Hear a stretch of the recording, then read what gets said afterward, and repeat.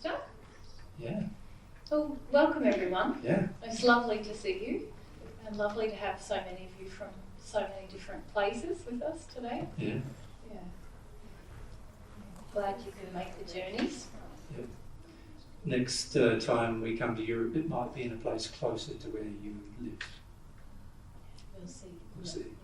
We've got plans. We've got plans. Yeah. We'll talk about it on Sunday. On your way in, you might have seen that there's some posters up that we've prepared about God's Way, the projects that are going on. If you haven't seen them, you can see them as you're going out. They'll be on your left. And there's some information about the wipes, Down Under Wipes project, the No More Toilet Paper project, which is a follow-up from last year where we talked all about toilet paper so much, didn't we? But since then, we've started a new project in God's Way using all used materials, so recycled materials, to use wipes after you use your bidet. There's wipes you can use. So if you would like to touch and feel them, we'll put them back out on the display table in the breaks. They're very nice, and I find them multi-purpose. You can use them for lots of things, not just your bottom. Yeah, but that's been a fun project, and there's information out there if you want to make your own at home. God's Way is sharing the pattern, and there's been a lot of prototyping that's gone on with these wipes. And also there's the option to donate to receive some from God's Way as well. So, but there's information about all of that outside. Lovely. Lovely. We bought 100 of them. We did. Yeah. We did. We were the first customers, the first donors to the project. Yeah.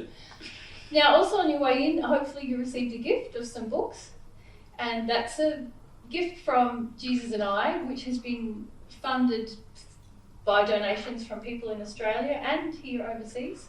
So they are 4 volumes of the Padgett messages. These are special volumes to us because they're ordered in terms of theme.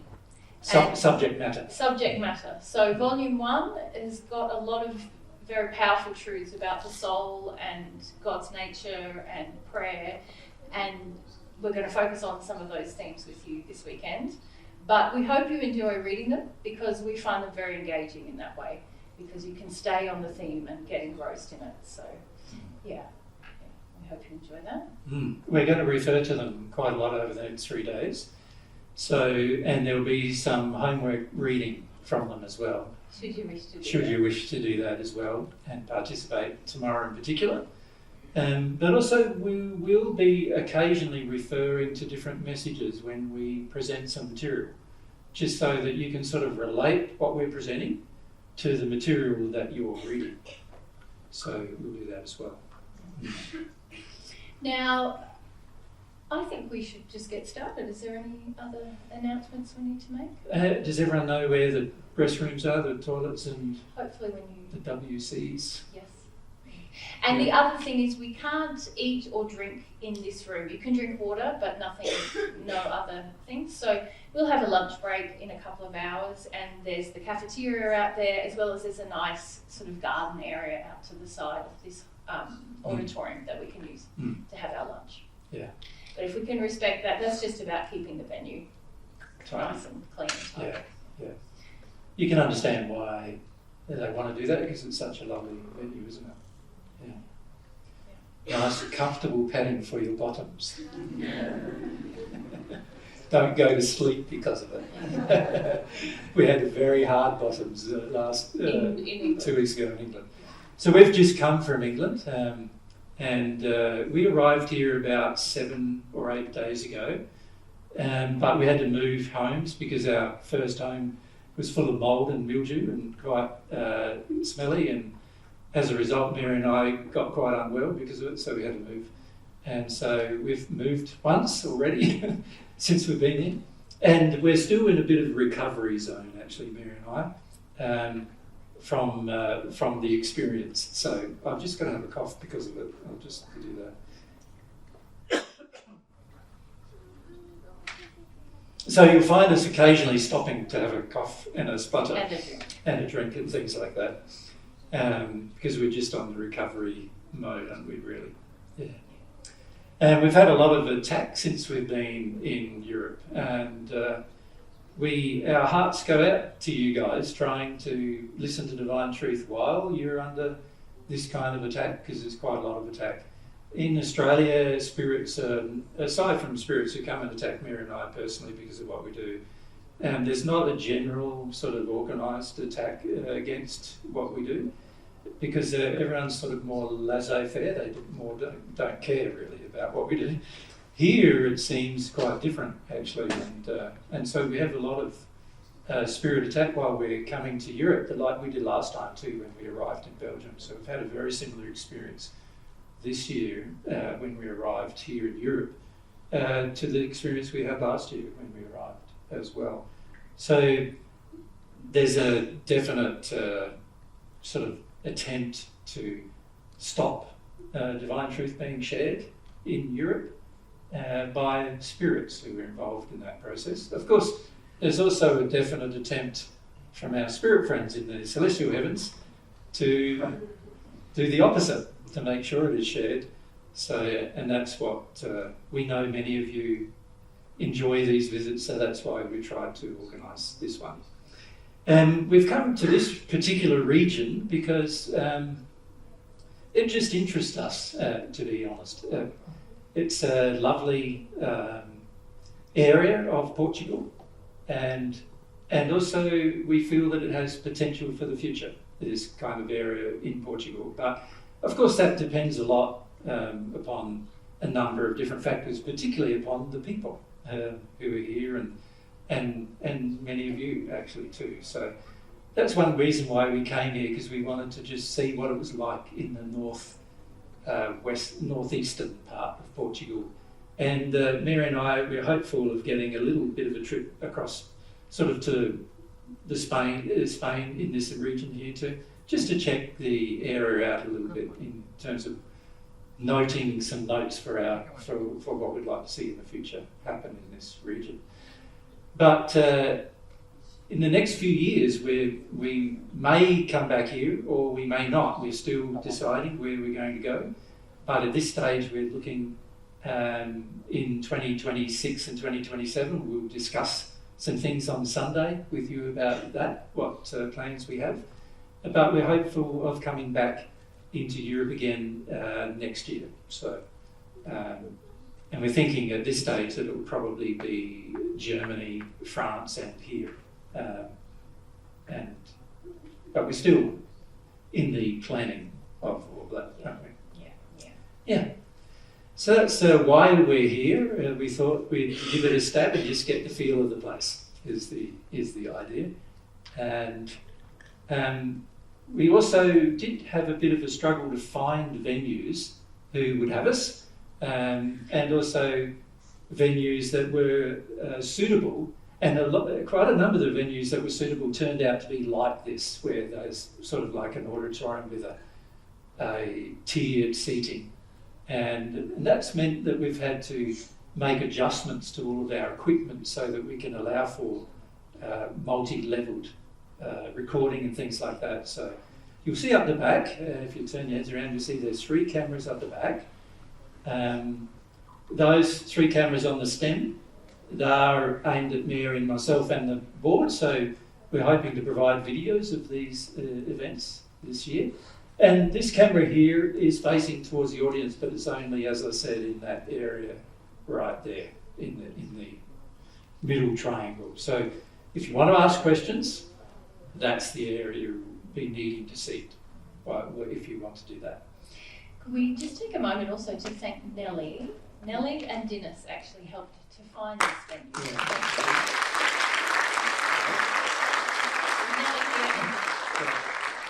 There's also been quite a lot of things going on behind the scenes to get us organised and things like that. So we'd like to thank all of those people. There's Rui is here, has been helping us. Rui's been helping us a lot. I've sent a whole heap of equipment to Rui. We've had all sorts of we've also had Tim and Simone. They brought your messages from England.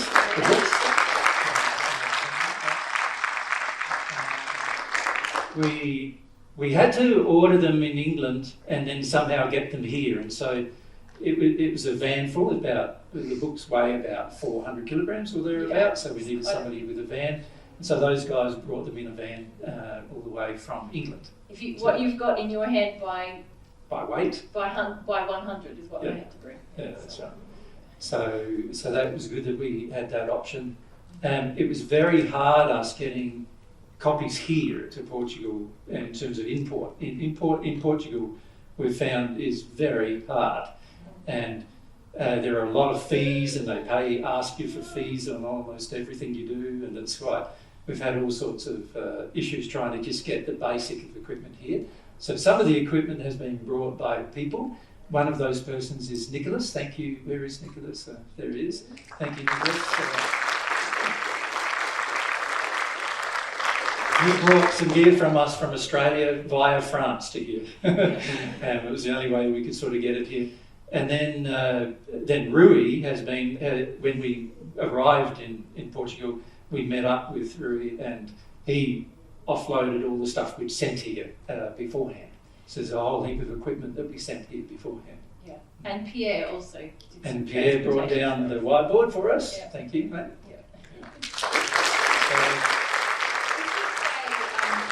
That Jesus has put an enormous amount of logistical arrangements to get equipment into each country that we're going to this year. Yeah. Because we're videoing this year, you'll see there's new camera stands and mounts and things that we can't travel with. We're travelling with all the video and audio, the key equipment, but stands and speakers and mounts and all toolkits, they've all had to be shipped individually to all these different countries and managed.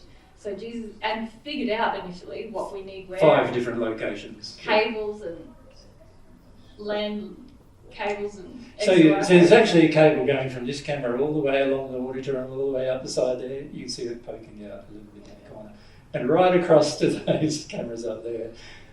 So I had to buy a long enough cable for the auditoriums we were going to use and things like that. And we also had to find a way to reel it so that it wasn't really unwieldy to do with. So there were all sorts of logistical difficulties. It was quite the feat. Yeah. It's taken us 6 solid months, to be honest, to organise the 5. There's 5 events we planned, 4 that we'll be doing on this trip. So, and that's enabled us to be able to bring. We condensed what we had in 2 bags last trip of audio. Now we've got 1 bag of audio and 1 bag of video. We travel with wherever we go. There's nearly 1,000 bits of equipment that we travel with that condense into those 2 bags. Or really it's 4 bags plus a bit. And we have to have an equipment passport for all of those now as well. Yeah, so it's good to get it all underway though. There's a system in place now. We know a lot of things, so hopefully it's repeatable in future years with much less effort. Well, thank you for that. Yeah.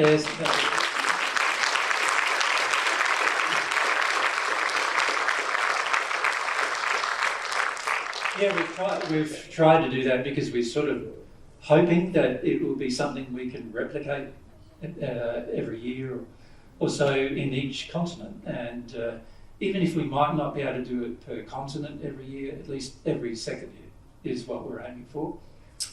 But that means that there has to be equipment in each location, and so we're actually looking at things like maybe even getting a van or something, because to get to different places in Europe, it's once we're here with all the equipment, it's really good if we can just drive around from place to place, and that would be fun. Yeah, so we're thinking of doing that.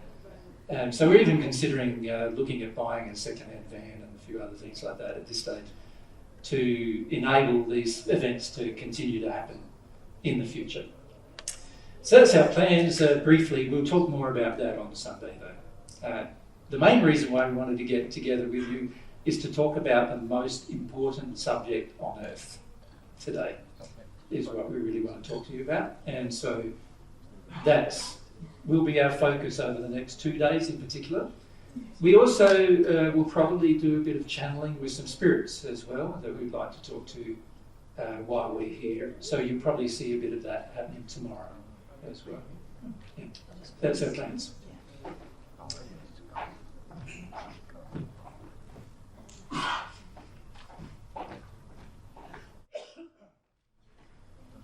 Okay, Okay, take it away. let's get started.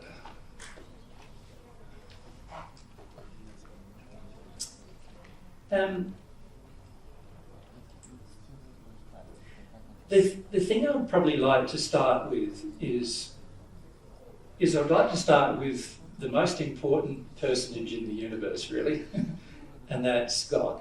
I'd like to talk to you a little bit about God's character and God's nature and the difference between God and humans. There are ideas on earth that say we are all a part of God, and that's a very common view, even amongst many religions, that we're all that God's essence or a part of God is within us. And what I'd like to do first is discuss these matters from a point of truth with you, so that we can introduce the subject that we've been talking to, that we'll be talking to everybody about while we're travelling, which is about prayer. So the main topic is still going to be pray for God's love. So that's the main topic of this discussion. But before we talk about that, I would like to talk about the relationship that God has with humans and what God designed, the truth of the design. So if we can think of God, so I put God over here as a soul with masculine and feminine qualities, which we've discussed with many of you before. So God has attributes, you could say characteristics, and it's very important to grasp what those characteristics are and how much they are different to many of our characteristics as humans. And the reason why it's important to understand the difference is, if you think you're already a part of God, then your desire to receive a part of God is going to be flawed. It's going to be influenced by the fact that you already believe yourself to be a part of God. But if you understand that God is a different entity and also has different characteristics to humans, in the sense that humans are very limited. So obviously one of the first things is that God is infinite. And this is a huge thing to come to understand as a human, to understand that God is infinite. That means that God has infinite qualities of every type. So infinite power, infinite wisdom, infinite knowledge, infinite love, infinite kindness, infinite compassion, infinite mercy. God has all of these things to an infinite degree. So every one of God's qualities or attributes has an infinite nature to it. It's a part of so every single individual quality, which is a part of the whole of God's soul, each individual quality is infinite in its nature. Not just God himself, but also every quality and expression God has is infinite in its nature. Right? And it's very important to understand that as a human, that we are like ants in comparison to this infinite being. And yet, this infinite being is offering to share with us things from God, from its nature. So God is offering to share with us parts of God's nature. And if you understand, if you sort of can grasp that we're, on one hand, we're sort of like this minuscule part of God's creation as an individual, and yet also the greatest of the creations, in the sense that we're the only one that can, by choice, receive a part of God's nature, then you begin to understand our relationship with the Creator. Right? So God, being an infinite being, has infinite qualities, whereas humans, so let's talk about our soul. So remember, our soul, which is one complete unit, which also has masculine and feminine qualities, our soul, for the most part, we are seeing ourselves not like that, like a whole soul, but for the most part, most people see themselves as halves, where you have your two bodies, right? So feminine body connected to the dominantly feminine part of the soul. If the part of the soul is dominantly feminine, then of course the bodies will be feminine body being used. If the part of the soul is dominantly masculine, then it'll be a masculine body that is used. Two of them are created at conception. We've talked about this before for those of you who've come before. So we've got our physical body and our spirit body. Our physical body being the body we live in right now, but our spirit body is concurrently existing and concurrently having experience at the same time, and that is also a part of what we are carrying around with us right now, and that is connected to the half of the soul. So we've got our half of the soul, and of course not every soul looks like this, because you can have like both halves dominantly feminine or both halves dominantly masculine, right? So if both halves were dominantly masculine, then obviously the two halves would be masculine bodies as well, right? If both halves are dominantly feminine, then the two halves would be both female bodies, right? For 90% of the souls, there's an even balance between masculine and feminine. And in those cases, you get this arrangement. Now, this has been created in the image of this. So we have been created in the image of God, in that God is a soul, and his creation of us is soul. We are soul.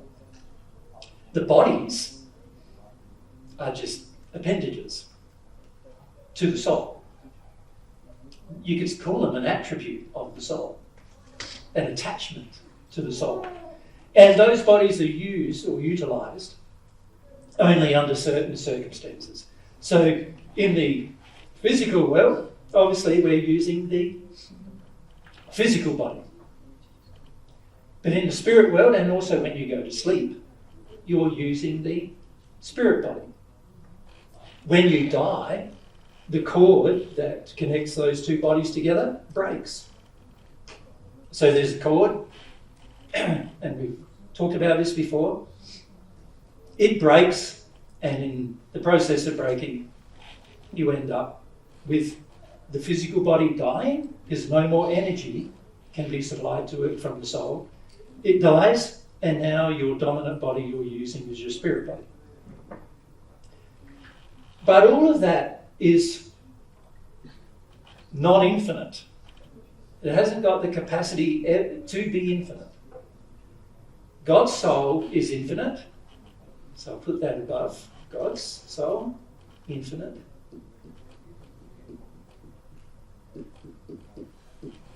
Right? God's soul is infinite. This one is finite. In its natural state, it's been created with limitations. You have a limited intellect. You have a limited understanding, a limited knowledge, limited love, limited kindness, limited compassion. Limited not just in your sinful state, but even in your perfect state, you are limited. In a completely perfect state as a human, you will remain limited. And when I say perfect, I mean perfect without any part of God having entered you. Right? You will remain limited. So the biggest issue or point of contention that spirits have when they're thinking about the makeup of the human soul is they're still concerned about the limits. So even in the sixth sphere of the spirit world, there's a lot of spirits talking about the limits that they have, the limitations of understanding, of knowledge, of compassion, of love, of influence, the limits they have of all those things are quite high.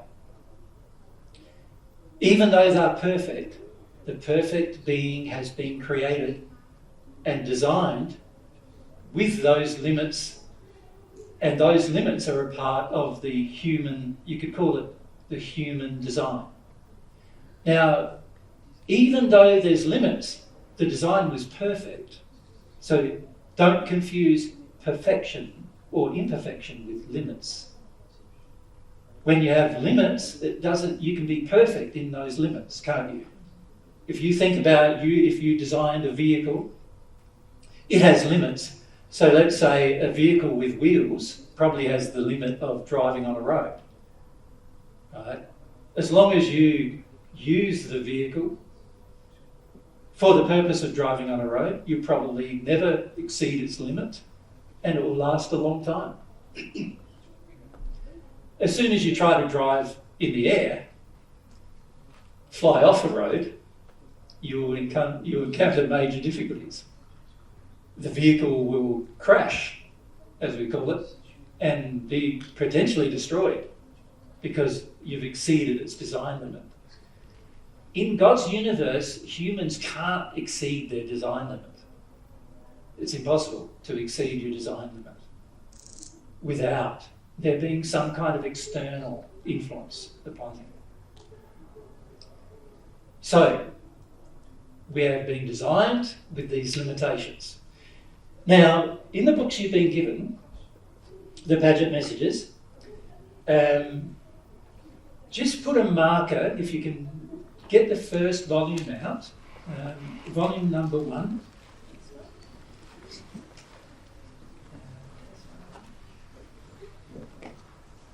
I'm just going to blow my nose. So volume 1, page 110 it is. Message from Jesus. Why the divine love of God is necessary for man to... Oh, you're still on, Jake. You've got to mute yourself. Sorry about that. I thought I muted myself. Why the divine love of God is necessary for man to possess, in order that he may become at one with the Father and an inhabitant of the celestial kingdom. So in that message, there's a lot about these changing from the finite to the infinite. And there's a lot about understanding that we as humans have been designed with limits. Does that make sense? So I'd really like you to, tonight, put that down as something to read, that message. Yeah. Okay, so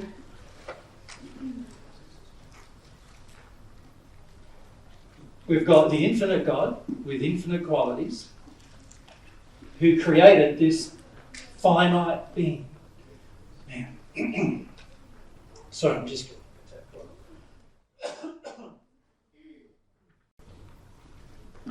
who created this finite being. You know you're finite, right? In your day-to-day life, you experience it all the time, don't you? Sometimes you wish you had more energy, but you don't.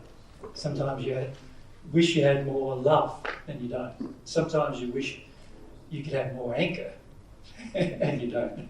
You know, there's a limit to every expression you have emotionally. We are full of limitations by design. Even though we're the pinnacle of God's creation, there is a limit to our emotions, there's a limit to our intellect, there's a limit to our knowledge, there's a limit to our understanding. There's limits everywhere.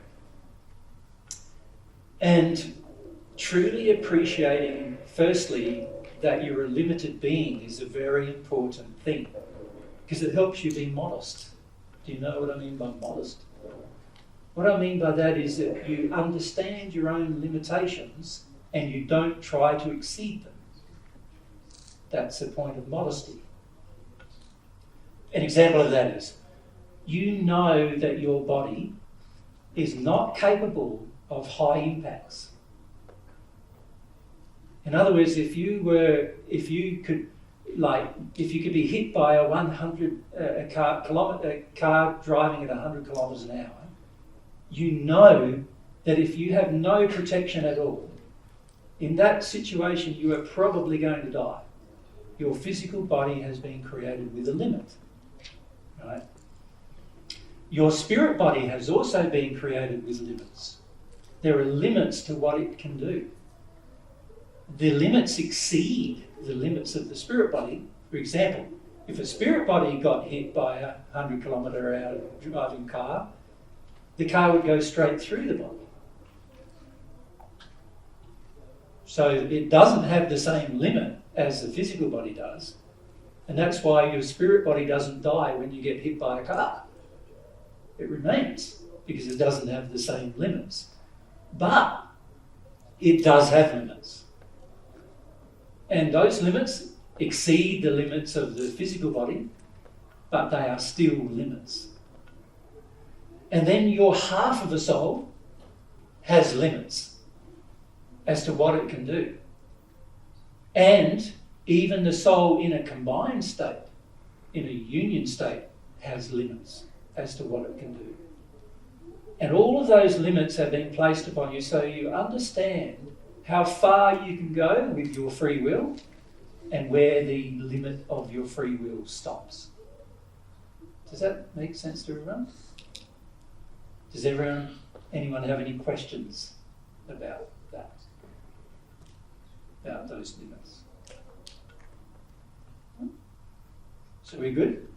Boris, you want to ask? The microphone, if we leave your hand up. So.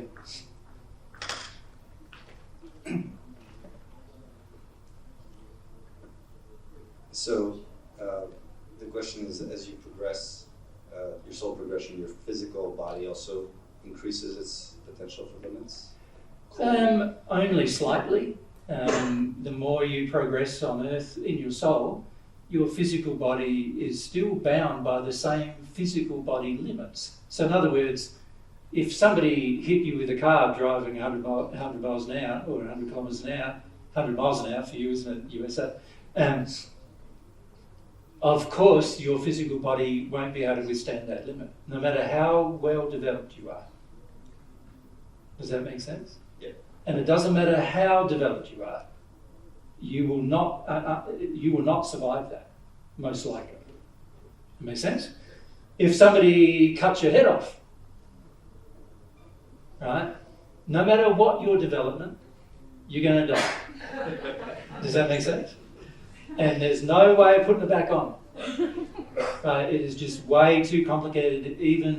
Well, firstly, you'd have to have someone there to put it on, wouldn't you? But assuming that's all possible, there's no way to put it back on. There's too much information connected with the nervous system and all of the other things that connect on the cord.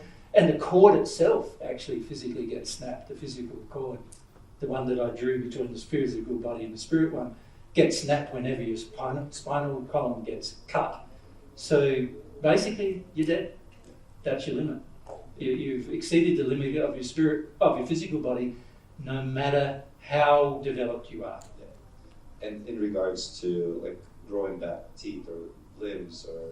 Well, yeah, many of those things are possible, but only under certain conditions. So yes, the limits that we're currently experiencing in our physical body are not the actual limits. Yeah. Do you understand? Yeah. But many of us think they are, and so we live within extra limits that have not been imposed by God, but rather have been imposed by our own beliefs. You understand? But I'm talking about the perfected human also has limits. And no matter how perfect you become, in terms of how close to perfection of the perfect human you become, you will eventually hit those limits. So in the spirit world, in the sixth sphere of the spirit world, every single human there has hit the limit of how far they can develop. Right? It exceeds what we're capable of doing here on earth, but it's still a limit. Makes sense, thank you. Yep. So don't think, though, that you will somehow in your physical body be without limit altogether, like some kind of sci-fi movie. It's not like that at all. Your body will always have its limits. Yep. Another limit of your physical body is that you have to breathe. You need oxygen. right? That's a limit. Now, how much oxygen you need, well, that's debatable based upon condition. You can regulate your physiological functions based on condition and need a lot less oxygen than the average person would need to survive. But you still need it. There's a limit. Yep. Very important to understand that every part of you, your physical body, your spirit body, and your soul has limits. That's a part of being human. Even a perfected human has limits. Yeah. Anyone else? And down here on this side. And on this side. Yeah, I don't know if this is a strange question. That must be off. Let me just check. Yeah, that's. I don't know if this is a kind of strange question, but I was wondering, what's the purpose of all these limitations on Earth? Is it like for education, or is it from God's perspective? Good question, yeah. It's about your education. If you were given the same capacity you have in the spirit world while you're on Earth, you would struggle to understand the differences between how to utilise every capacity you have. You need to learn how to grow into your capacities. So if you just imagine yourself as a child and you're crawling. Now, a child who's like 9 months old, or let's say 6 months old, if it could walk, it would do all sorts of damage to its own spinal column and its own muscular development. So it must firstly, for the development of its muscular system and its spinal system, it must learn first to crawl before it can walk. So you know that when you're a child, you have to crawl first, right? You're crawling and you're developing muscles all the way through different parts of your muscles that you haven't had developed before. And the act of crawling causes your muscles, doesn't it, to develop. It does a lot more than that too. It's your joints as well as your joints, brain and also the synapses in your brain start firing to control your muscular system, because as a child, as you know, with a really young baby, its sort of arms just all flop all over the place, don't they? And they've really got no muscular control. Imagine if a baby just born was all of a sudden expected to walk. It'd have all sorts of issues and problems because it hasn't developed yet in order to have that capacity. So what we need to do, or what God did, was design a system where we grow into our capacity through process. And this process helps us sensorially, but it also helps us with our muscular development, our sensory development, our nervous system development, our internal organs develop differently. And all of those things must occur in order for us to eventually be able to be an adult standing up, walking, able to communicate and so forth. All of these different forms of development must occur. Now, if that didn't happen, you could see, even though you might have the capacity to do a lot more, you wouldn't know how to do it. And also, you could potentially damage the process of development to the point where, you know, you're trying to walk before you've crawled, and so all of those systems haven't been developed yet.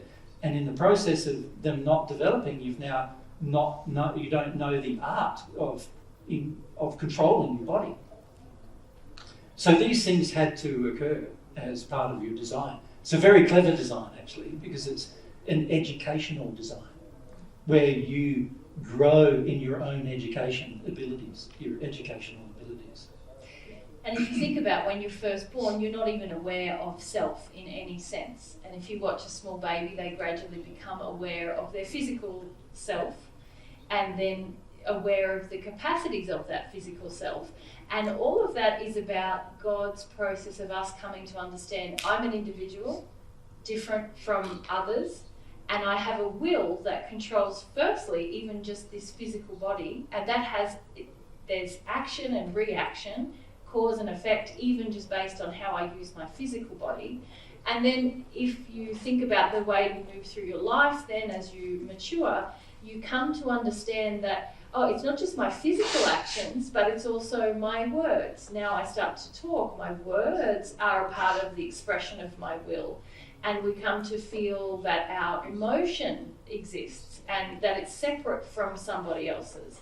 And all of these are very important parts of our development that prepare us for understanding the even greater and greater capacities of our will. So in a way, the limitations are there to help us to gradually work into this process of knowledge and understanding of our free will and ourselves as separate entities, if you like, which eventually we come to realise, well, we're one half of a whole entity. And then we come to realise, well, we're also, and what we're going to talk about today, we're an entity separate from God that can relate to God. And all of these things, if you really examine our physical existence, and then as we move into our spirit existence, God has designed into that process some very beautiful ways that we can come to see, oh, my relationship to my human parent is and your relationship to your human child is also a way of us to open us emotionally and intellectually to the concept of a parent who loves us and a creator. And so the physical limitations are actually designed so that we go through this process gradually, which is very loving. God doesn't overwhelm us with everything all at once and then say, and you're responsible for everything that happens. In a way, the limitations help us to regulate our will and learn about love. It's a part of God's mercy. In our earth-based existence, the limits actually limit how much harm we can do, which is actually quite merciful as well. Yeah. Imagine if you didn't have those limits, what kind of harm you would do without knowledge. Even to yourself. Yeah, it would be quite extreme. Many of us, don't realise that actually loving limits are a great way for somebody to learn the structure of a system.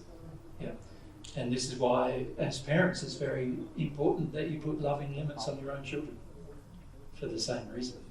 Yeah. Thank you. Good. Basic question, maybe too basic. There's no such thing.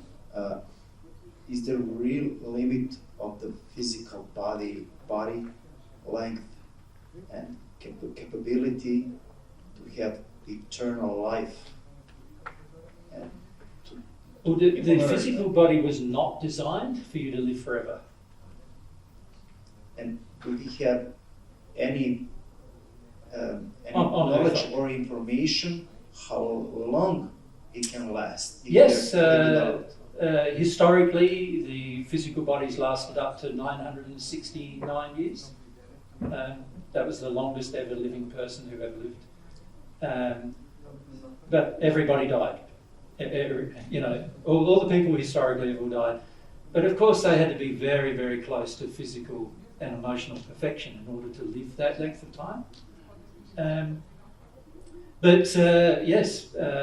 For now, of course, our physical body is quite decayed in comparison to that, in the sense that a person who was 969 years old, Methuselah, you might know that name from the Bible.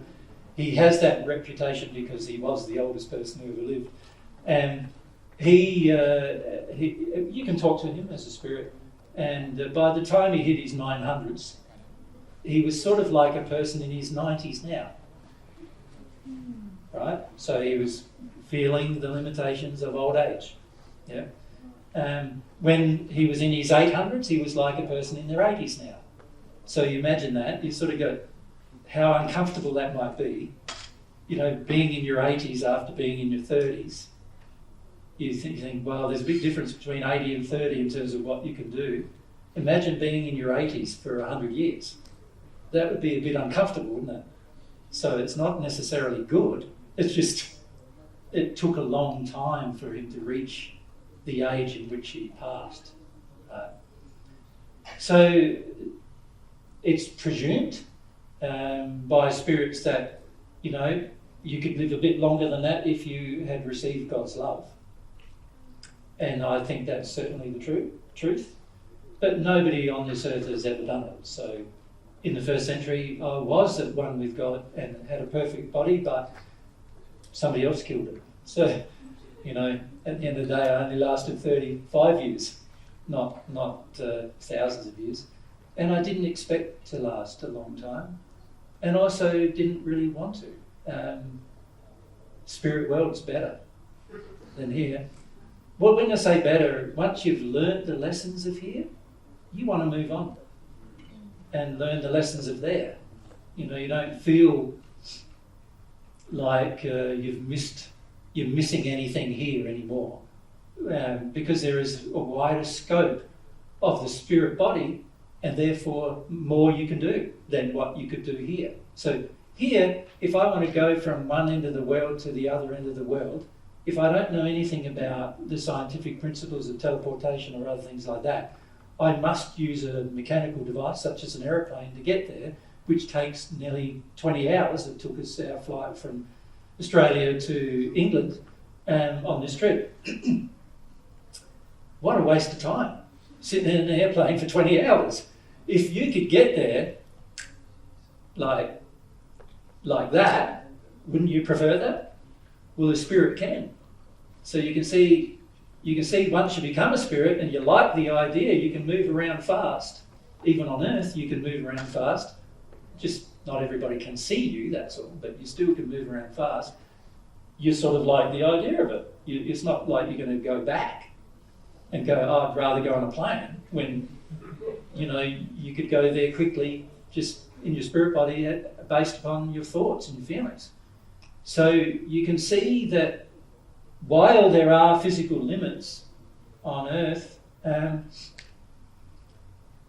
once you become a spirit, you look back on your body that you had on earth and you sort of go, well, I don't know if I want to go back to it, because why would I want to? It's limited. It has more limits than the new body, the spirit body that I'm learning to use has. So why would you want to go back? You wouldn't want to, would you? So this whole concept that people have of like resurrection is an interesting concept, I find, because, you know, a lot of people think when I talked about the resurrection of the soul, which is a completely different subject, they now think that's about the resurrection of the body, and it's got nothing to do with it. And the reason why is that every person who becomes a spirit within a very short period of time, they don't want to come back here.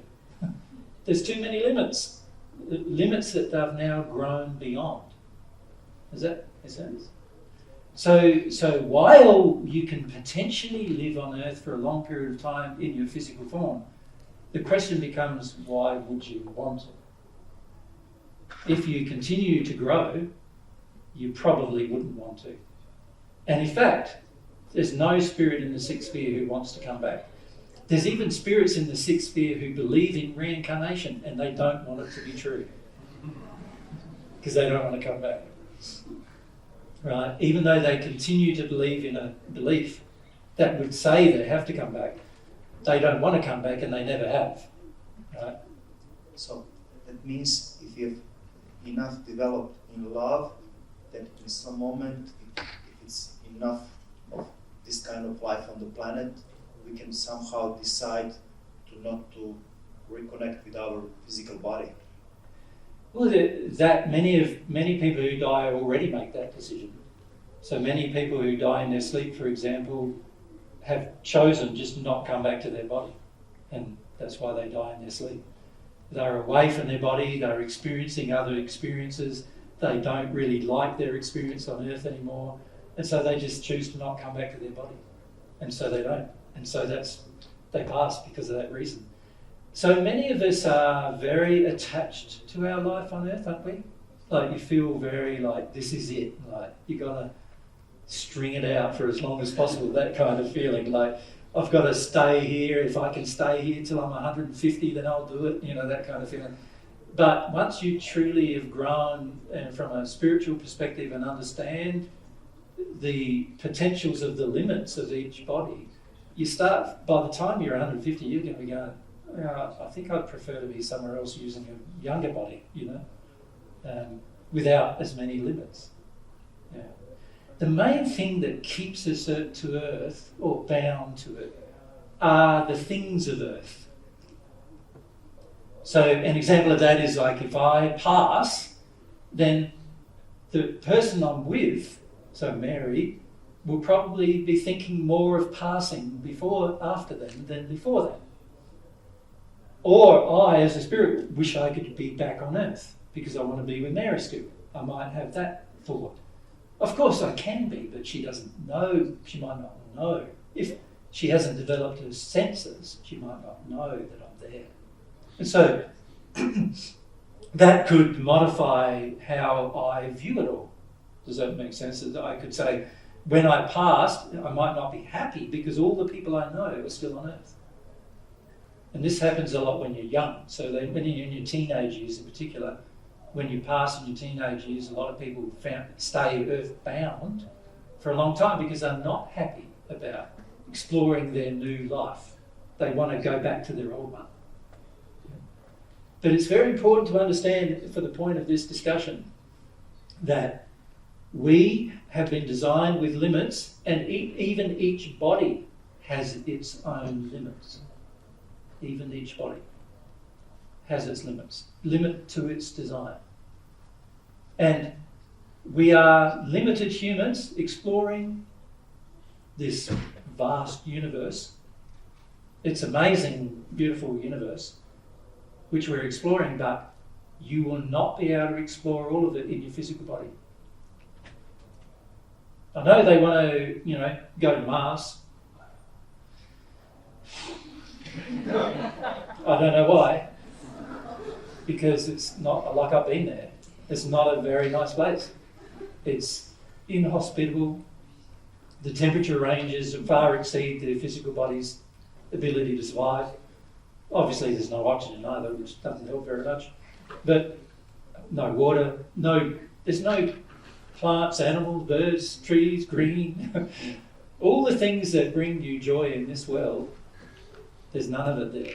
You'd be living in a created capsule with lots more limits. Why would you want that? It doesn't make any sense to me. Like, a person in their spirit body can go and visit Mars, so wait till then if you want to visit Mars. Trust me, you'll visit it like I have and spend very little time there. Like I didn't spend very much time there. Mostly because it's, for the large part, just a rock and uninteresting. There's a few interesting facts about it that you can explore, but nowhere near the interesting facts you can explore in your spirit body with other things that you can see and explore. So why would you be limited to that? And you think about it, it's going to be potentially many millennia and maybe also a physical impossibility for us even to move from light years away to other light years away in our physical form, because it would take a long time. Why would you even want to do that? You can do it in your spirit body whenever you want. So it doesn't seem to me to be much point doing it in your physical body with all these apparatus and all this restriction and the shells you've got to live in and the suits you've got to put on and you've got to wee in your own suit and things like that. It's just like, why? Why would you want to do that? You have to be bound only to the physical to want to do it. And once you understand that those limits are not there in your spirit form, you've got the ability to explore all of that at any time you wish. And many spirits do explore all of those things any time they wish. And so why would you want to then come back to a body that's limited? And it's very important to get the perception of this limit, I feel, because at the moment, many of us think, physical body, particularly when you're healthy, you feel like, I feel invincible almost, But you're not. and you've got limits. And to understand limits is a very important part, I feel, of understanding your initial relationship with God. Because here I am with my limits, he is a being without any. Right? Here I am, finite. He is a being infinite. Here I am with my limits.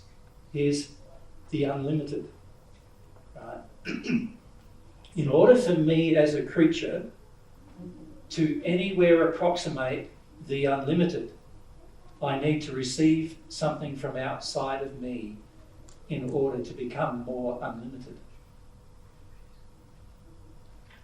This is a very fundamental, basic principle of your development.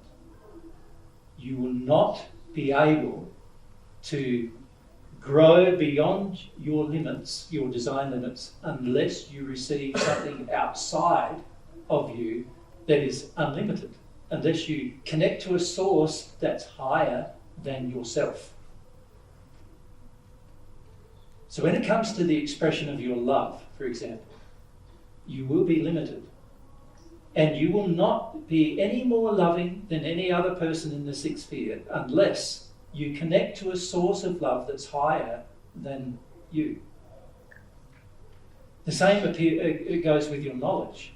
You're all limited with your knowledge.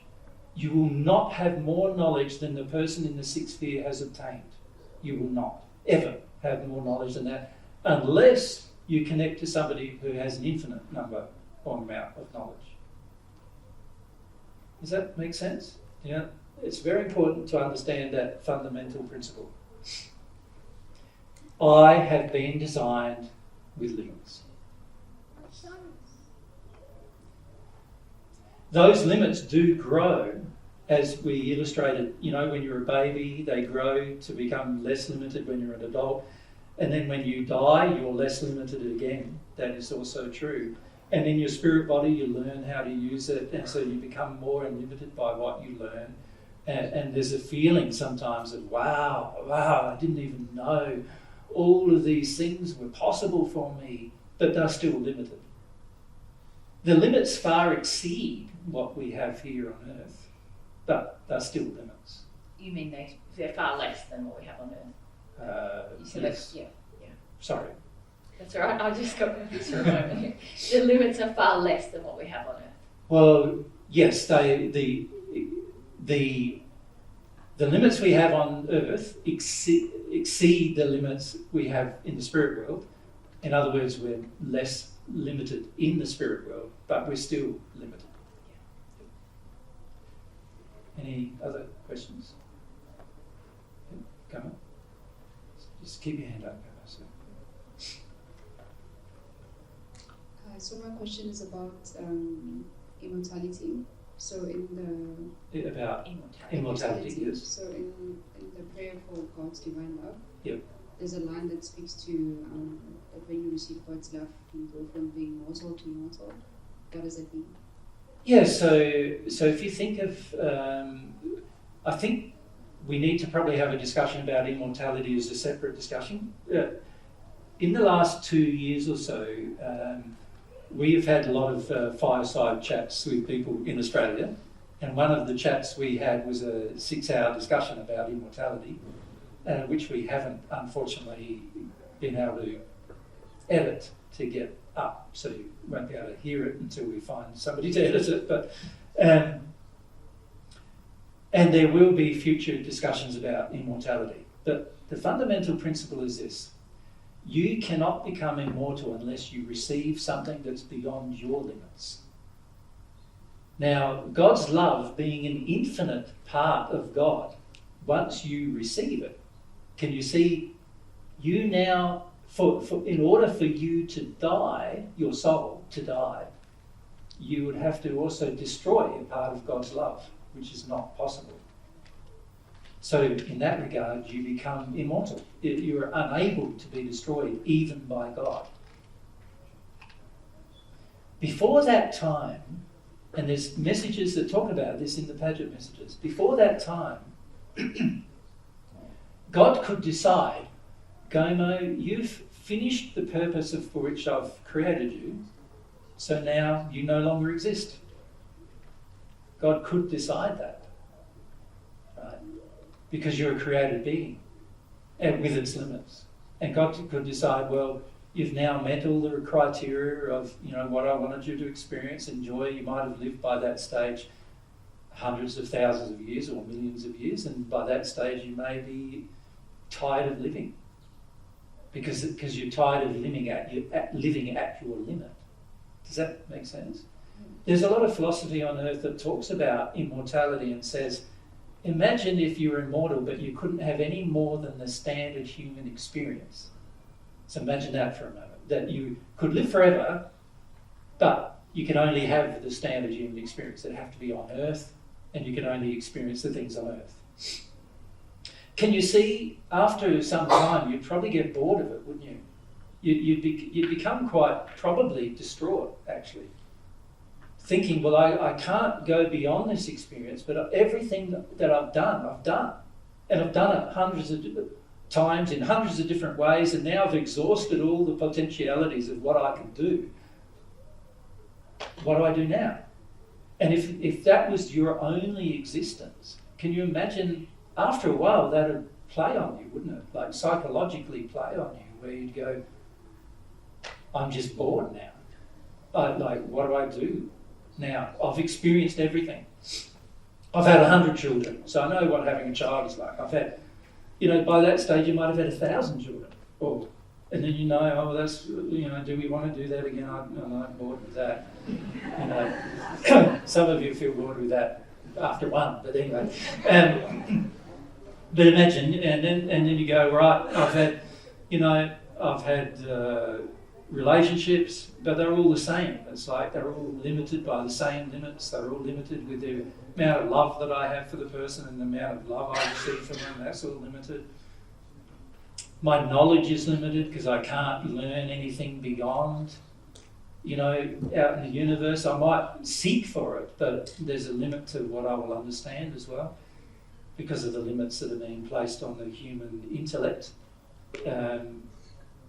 That you'll hit a limit there too. So what do? After a while, can you see, you'd be very, almost distraught with your boredom. Yeah. So of course God created the spirit world where there's less limits so that you can go there now and experience all of that. But of course at some point in your future there you might end up in the same position where there's a limit to everything you do, and what do you do then? There's a whole heap of things you can never understand. There's a whole heap of things you'll never be able to fully appreciate because there's a limit to your intellect to even understand it. And there's a limit to your emotional capacity to experience, so that everything will feel like unfulfilling after a while. And this is how many spirits we've met in the sixth sphere feel. They feel unfulfilled. Even though they have a far better life than you can imagine here on earth, they still don't feel unfulfilled. The only way to get from that limited state to the unlimited state is to receive a part of the infinite. Immortality is the process of receiving a part of the infinite. Right? Once we receive a part of the infinite, now we have this beautiful, unlimited scope of our development. We can receive more and more of the infinite, and therefore the finite limitations with which we've been designed no longer apply. We've now been transformed from a normal person, a human, to, you could say, a divine person, a divine human, a person now who has a more tendency towards the unlimited, towards the infinite. And a part of that is by receiving a substance from God, God's love, you have the ability now to enter this state where nothing, there is nothing that will be done to you or can be done to you that will destroy your soul's life. You're immortal. Okay. Yeah. And because you're always receiving more of the infinite, your capacity to understand and grow and change and think and feel all grows. So now you're not limited by your emotional expression anymore. You know that all you need to do is receive more of the infinite, and your emotional expression will grow. And you know that if you receive more of the infinite, your intellect will grow. Your ability to understand will grow. Your ability to do things will grow. And this is the difference between receiving God's love and not receiving it. Thank you. Tim? So if we receive God's love one time, say we ask for it and we receive it, does that mean it's inevitable that we become immortal then? Yep. Okay. Yep. How long it takes will depend upon your desire to receive more. But now, when God's love is in your soul, it's impossible that it can be erased from it. So yes, it is guaranteed at some point in your future. How long that takes, I've seen many take 2,000 years. So it might take a while. But how long it takes will depend upon your desire. Your sincere desire, your longing. And we need to talk about sincere longing, don't we? Because that's a part of praying for God's love. But what I'm trying to do first is set the scene. Do you understand the importance of God's love to you? Yeah. Most of us haven't given a lot of thought of how important it is to our future. Here on earth, the average person just thinks, next week, next month. We struggle to even think about next year, really, don't we, for many of us? Who knows what's going to happen next year? 5 years, and most of us are, well, that's a long way away, might be dead by then. So most of us don't even think that far ahead. But a person who truly appreciates the difference between their finite self and God, the infinite being, will have a lot longer term future outlook than that. And the primary driving force for your future won't be what you can physically achieve, won't be what you can physically do, it won't be what you can physically build or create or any of those things. It'll be your relationship with God, knowing that that is the thing that's going to bring the infinite to you. This is a part of the benefit of the relationship with God. Is bringing the infinite being God is to you. It's an amazing opportunity when you think about it, isn't it? Because before this opportunity, men and women on earth lived for tens of thousands of years in a limited state. And unfortunately, because of sin, not just the limited perfect state, they ended up in a more and more and more limited state because of sin as well, right? So we ended up with not just the perfect imposed limits, but now self-imposed limits because of our sin also got imposed.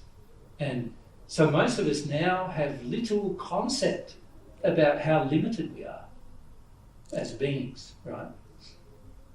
And when you talk to a sixth-sphere spirit, of course he has a concept of how unlimited a sixth-sphere spirit can be. But he also knows, after time, he also comes to see that he has limits. And limits is what creates boredom. You understand? With the limits, you're going to become bored with your life. That's a natural consequence of limits. Is that eventually you get to the point where you go, I want there to be something more. What more can I experience? And this desire for there's something more is something that is going to help you connect to God potentially.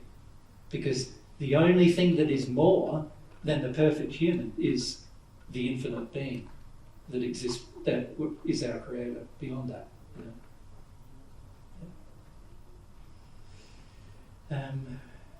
Where do you want to go next? We go.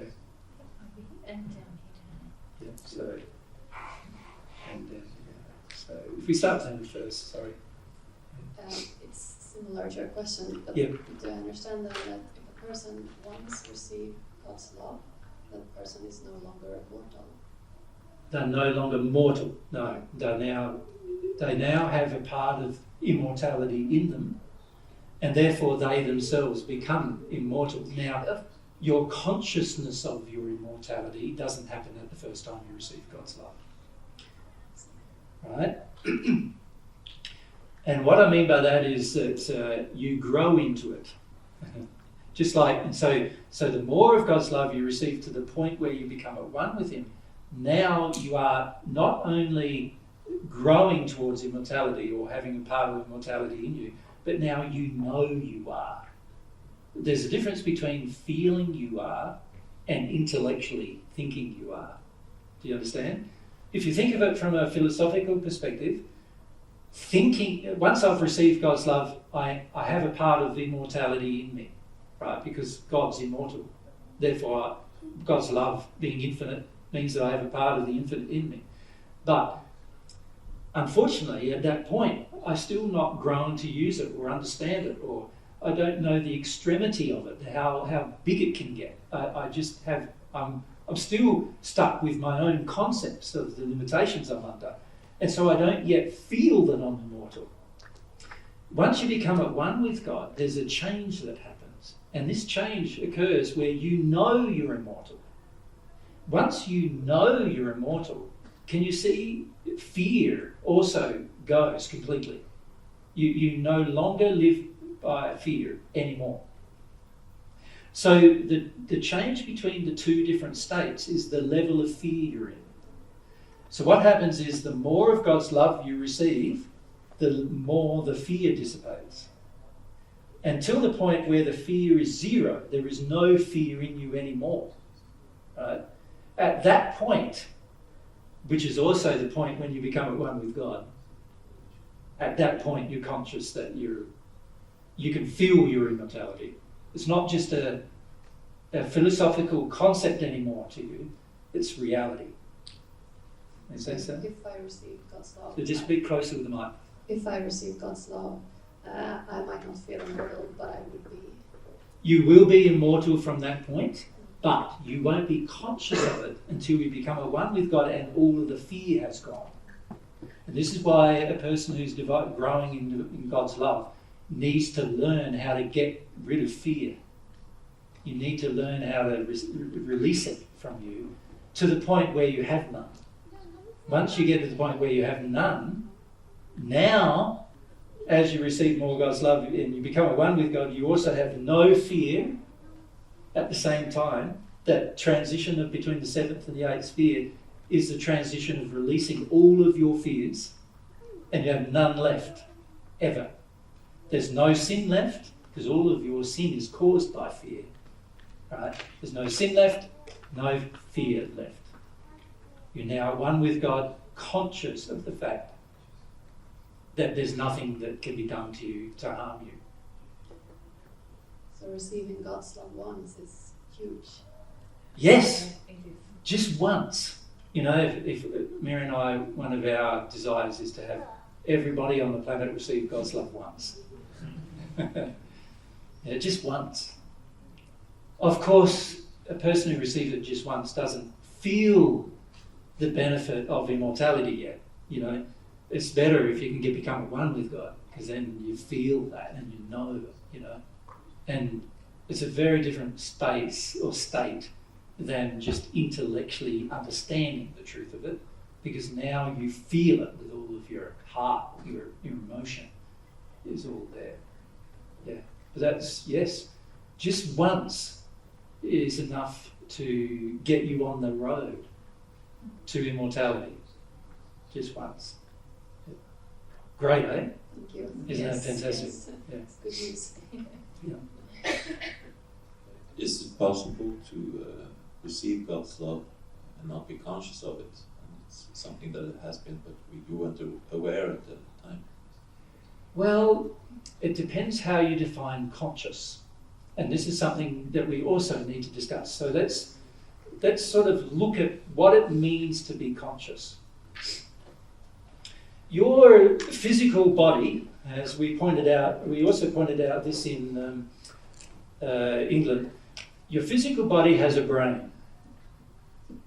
But that's not actually your mind. Your brain, the functionality of your brain is to communicate with this body using the spirit body's mind to communicate with this body. In other words, the spirit body mind controls through the functioning of the cord, the silver cord that snaps when you die, controls the flow of information into your brain, and your brain's primary purpose in your physical body is actually to function as a controller of the body.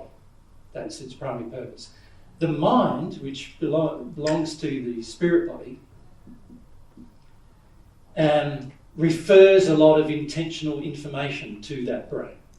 Right? So your mind is here. So you're thinking, this is where you're thinking, your thoughts go, and this is why when your physical body dies, you still remember all your thoughts. Because if your physical body died, can you see, if your mind was in that brain and that body died, can you see you'd lose all your thoughts as well, wouldn't you? Right? And in fact, I know philosophically a lot of people on earth think that's what happens, but it's not. What happens is all of your thoughts are still stored in your mind. And also you have sensory experiences, and they're not even stored in your mind, they're stored in your half of the soul. So there's a whole heap of things which you could call the mind of the soul, which is different to the mind of the spirit body, which is different to the brain of the physical body. Make sense? So, where things get stored or how you view consciousness is going to be based upon where you are dominant. So if the mind of your spirit body is dominant, right, and you think that all of your thoughts and all of your intentions and all of your feelings and all happen there, which a lot of people and spirits do think that is true. Can you see? The soul remains unconscious.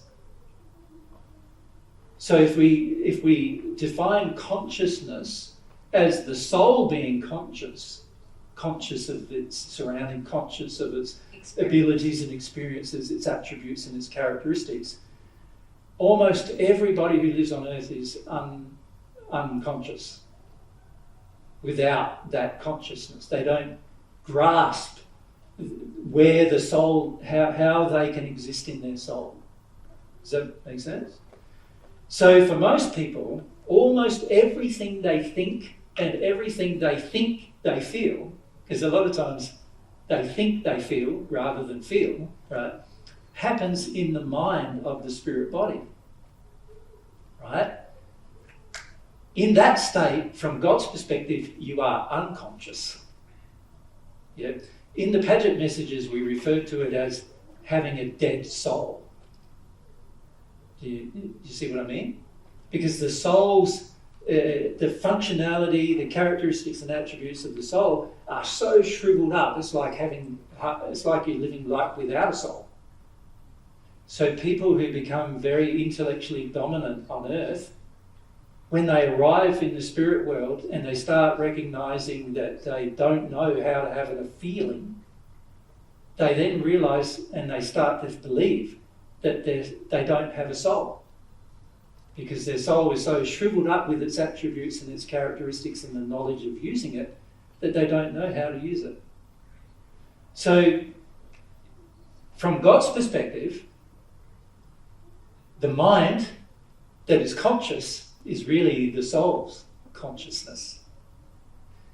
From many of your perspectives, you think you're conscious when actually you're living in the mind of your spirit body, and that is not consciousness.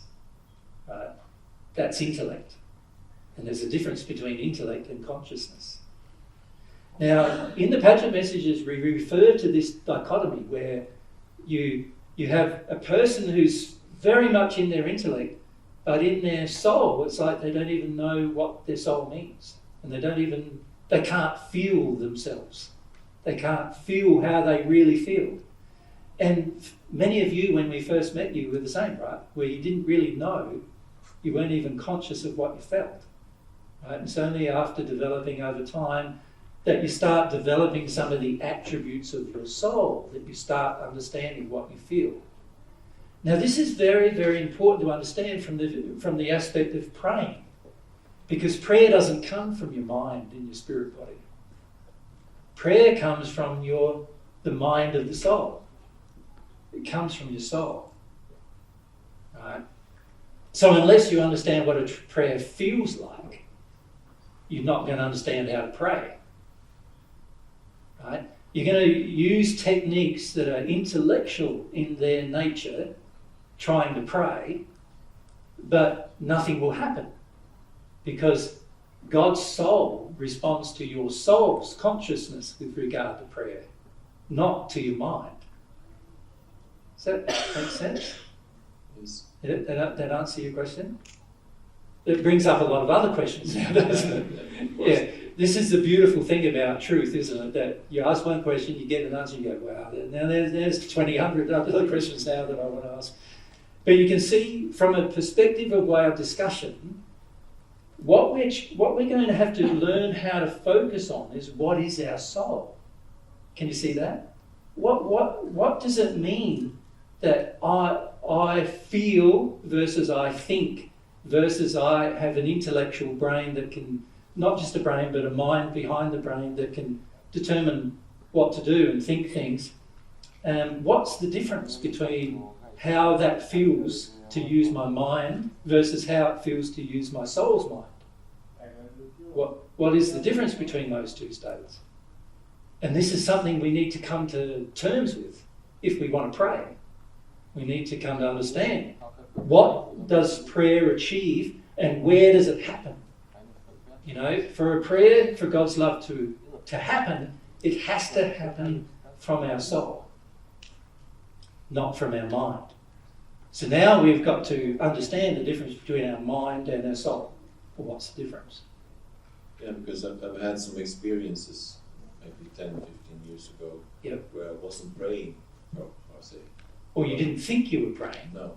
Yes. I had longings and I had deep emotionals, but yes. I wasn't praying to get them. That's right. So there are many times, you'll remember in your own history, even many of you, that you've had times when you didn't think you were praying and you didn't think you were thinking of longings, but in your soul you had them.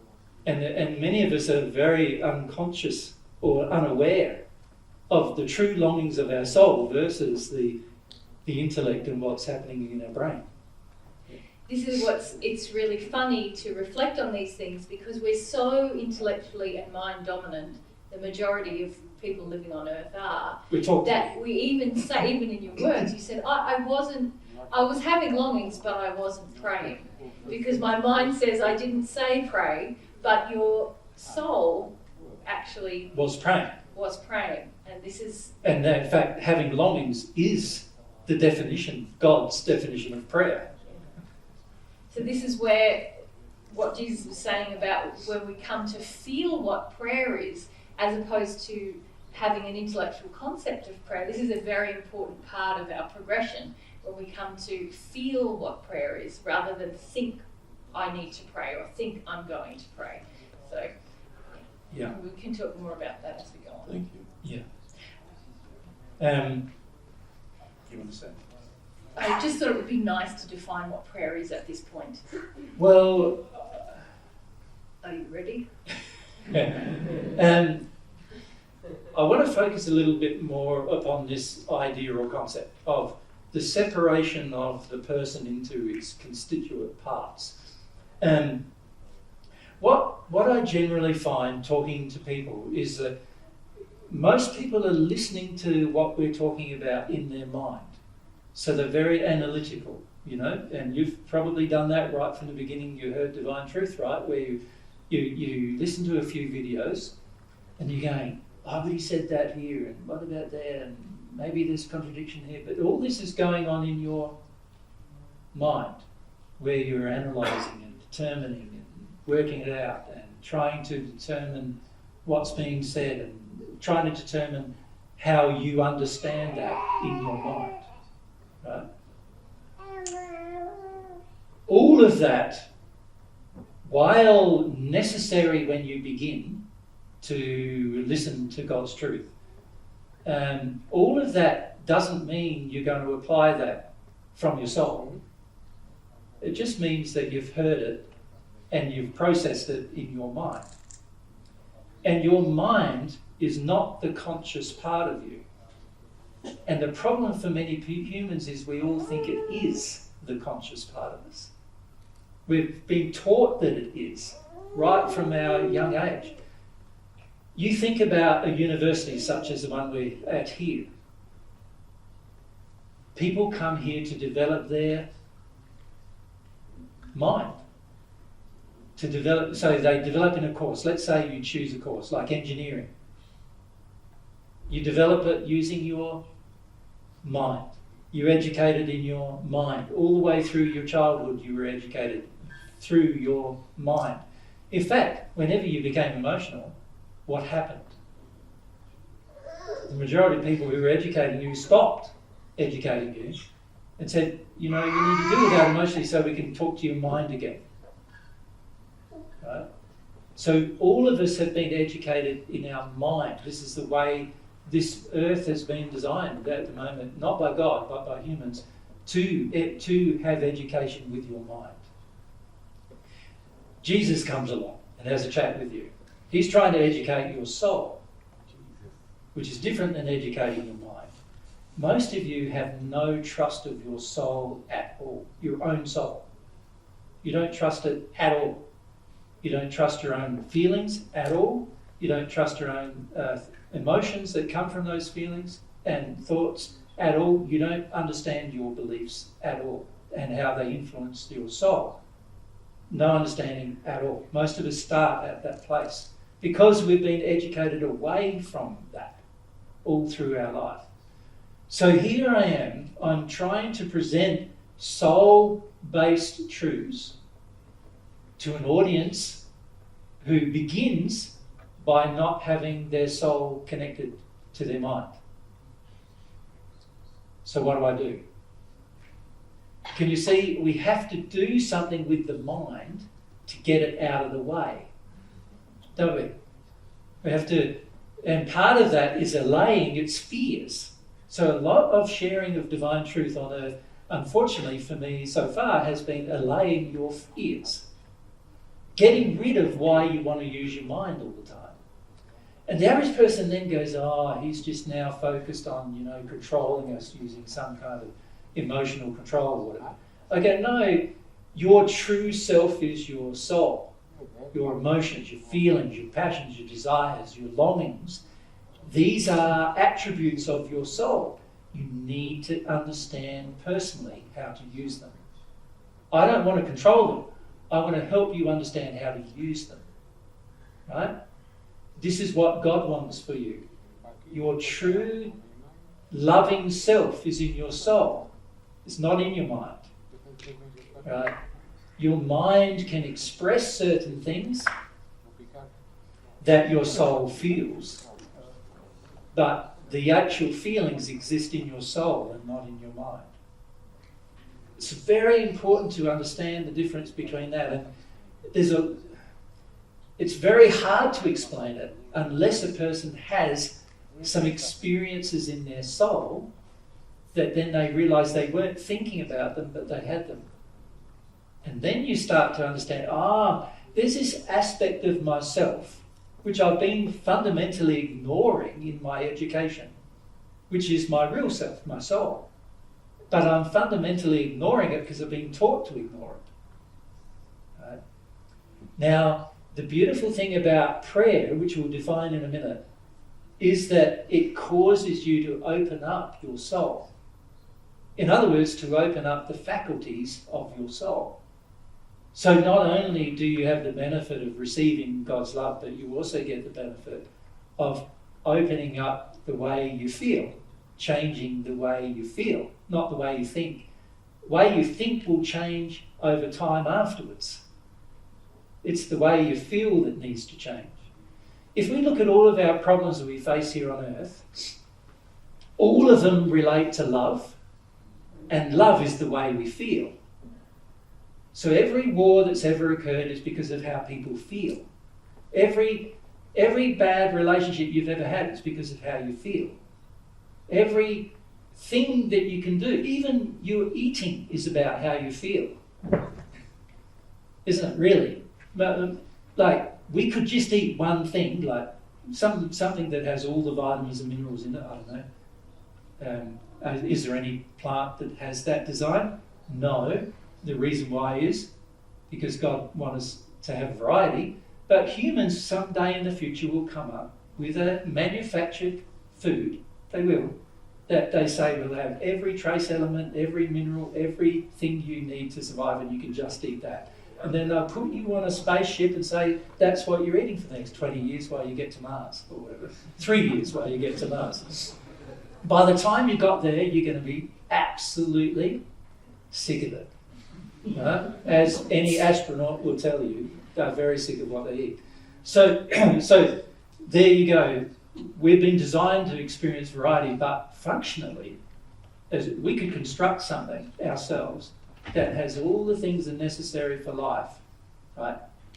But we won't feel very good about it. We won't enjoy it. Because the real joy of eating is how you feel. The taste mixed with the feelings, mixed with the pleasures of who you have company with, and so forth. That's the real joy. And after a while, you start realizing how much we have detuned from all that. Detuned from our soul, purposefully. Many of us have done it because we've been taught to, but many of us have also done it because our soul got hurt at some point in our past, and instead of dealing with that hurt, we wish to compartmentalize that hurt away from our conscious mind. And in doing that, we became unconscious from God's perspective, because our soul is where the consciousness exists. Yeah. Very important to understand that using your mind is not the way to pray. So then, we're going to talk later today what prayer isn't, because I think it's very important to understand what it isn't. But I think now what we need to do is say what it is, right? And it's really simple. The Padgett messages say it all the time. Prayer is sincere longing.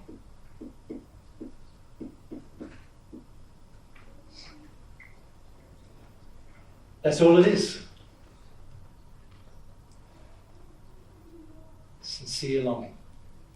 So if we say pray for God's love, we're saying have a sincere longing for God's love. That's all we're saying. So the whole concept of prayer is all about sincere longing. So I suppose the next question becomes, well, what is sincere and what is longing? Doesn't it? If we've broken it down into those two things, what is sincere and what is longing? What does sincere mean and what does longing feel like? What does sincere feel like? We need to probably talk about that, don't we? Can you see that? Okay. So you tell me what sincere is. I'll write down. We'll focus on sincere first.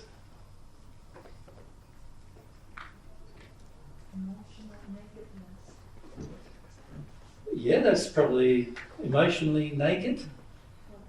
Naked, but when we say naked, we really. Oops. Let's use a mic. Sure. Emotional, honest, being towards yourself and others. So yes, honest. Very much so. In every situation. Yeah. So when we say we're honest, we're emotionally honest. So there's emotion involved in our honesty, you know. We feel the honesty. What's the opposite to that? Fake. What else?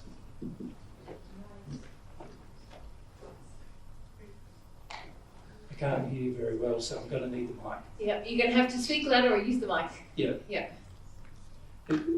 This auditorium suppresses all of the sound. So. Yes, it's quite. So, yes? Without sin? No, with the mic. Yeah. Without sin? Sorry, without sin? Yeah. No. You can have sin and still be honest. Yep. Franz? So there came up two aspects. Like one is closer with the mic and louder. One is accepting what is.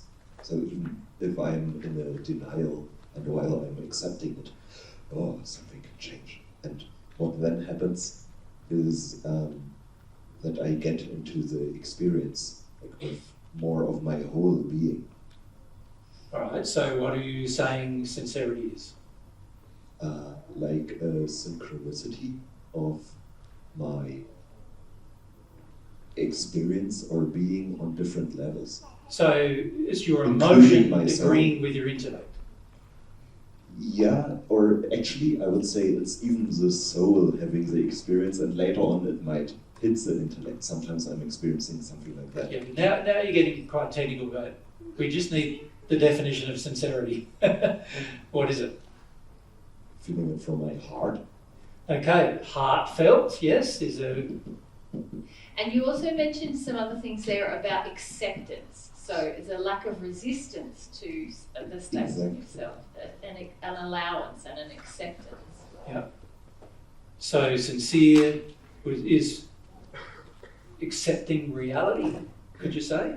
Like, or starting to open up to reality. Even that is kind of, I find, rewarded. yeah. So accepting what is real, or you could say Seeking what is real. Or you could say accepting the truth, couldn't you? About how you feel, rather than just trying to create a facade about how you feel. This is the truth of how I feel. Now I'm being sincere. So if I'm angry and I'm making out I'm not, and behind I'm angry, can you see I'm creating a facade? That wouldn't be sincere, would it? But if I'm angry and I'm being angry, and I'm angry, now I'm sincere. At least I'm angry. I'm not sincere about my sadness, because obviously the sadness is driving the rage. But I am at least sincere about that I'm angry. I'm not in denial that I am. Right? So you can see there's degrees in sincerity, isn't there? How far you go with it. Absolutely. So an example is, I could go, well, I feel angry, so I'm going to be angry, right? And that's sincere. Well, it's not really sincere to the degree God requires, because anger is what is over the top of your fear and your sadness. So unless you're feeling some fear and sadness, and fear, by the way, isn't sincere either, right? Because fear is false beliefs being expressed. And that's what I refer to as well on the different levels. So it's more sincere to connect to the hurt self layer than totally denying it.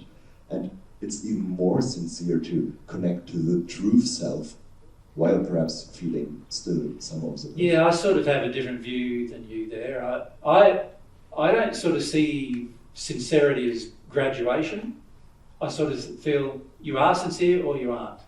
Okay. So if I'm angry, I might be being sincere about my rage, but I'm still not sincere. From God's perspective, I'm not sincere. If I was sincere, I'd be feeling my sadness. Then I'd be sincere. But sometimes even your sadness, feeling that's not sincere. So example is, you don't get what you want, so you're sad. Well, that's not sincere. There's a different, you can see, just because you're feeling something, it doesn't mean you're sincere. The feeling has to be in harmony with truth to be sincere. God measures the sincerity and that harmony with honesty and truth. Not yours, God's. God's truth. So you might feel sad and you think you're being sincere, but God's going, you're not sincere yet. Right? You're not sincere because the thing you're sad about, you don't even have to be sad about. Or it's not even real. You're just making it up. So God measures that, whether it's in harmony with His truth. Make sense? Absolutely. Yeah. So I wouldn't say that there's graduations of sincerity. You are sincere or you're not. And for God's measurement, remember, it's God measuring this, not me. Like I'm just telling you the truth, that God created a system where you can pray, and God's definition of prayer is sincere longing. This is not mine, by the way. This is God's definition of prayer. Sincere longing is God's definition of prayer, and I'm just trying to help you connect with what that means. Makes sense? But it certainly isn't a graduation to it. There's no gradient to it. You are either sincere or you're not. If you're sincere, you will be answered. If you are not, you won't. Simple as that. It's not like, oh, just a little bit sincere. Doesn't work like that. You're either sincere or you're not. Make sense? I know many of you would like to believe that you can be a little bit sincere. And people who want to believe that generally want to believe that because they don't want to be all sincere for whatever reason. But yeah, it's not true from God's perspective. You're either sincere or you're not. In the moment, you know what I mean. You're either sincere or not. Yep. Yep. Okay, next paper. If we go behind you to Brian. And across to Dinah. So straight behind the front. Perseverance. Perseverance. Oh, why is that sincere? Because it's not sincere if you only do it once. Well, I can see what you're trying to say, but to me, perseverance can also, you can persevere in something that's completely insincere, can't you? So I don't know, like I can persevere with persecuting you, can't I? Which would be very insincere on my part. So, perseverance doesn't guarantee sincerity. You could say a person who has some sincerity wants to do it again and again and again, but what would you call that in a more defining manner? You could say they have passion, couldn't you? Yeah. So, and if you think about the word longing, the word passion sort of connects to that word, doesn't it? So let's just write that word down, and that's connected to the longing part. But in terms of perseverance, well, sometimes you need to stop doing what you're doing in order to receive God's love, not persevere with it. So an example of that is if you persevere with your sin, it's going to be very hard to receive God's love. Okay, so any other words you can think of? If we come across to Dinah's, and then if we come at the back here after. Okay, I was going to say it has to be like motivated. Is that like passion? Okay, yeah, motivated is probably a good word in the sense that, and this is probably the word Brian was sort of aiming for a bit, wasn't it, with perseverance, more motivation, right? Which really is connected to the idea of desire, isn't it? So motivation, right? Which really probably belongs more with the word longing than with the word sincere, doesn't it? Anybody else? We're trying to get the word sincere. Just here.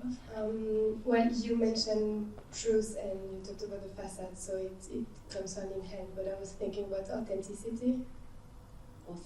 Authenticity, very good word. Authentic. You've got to be real about it, don't you? You can't sort of...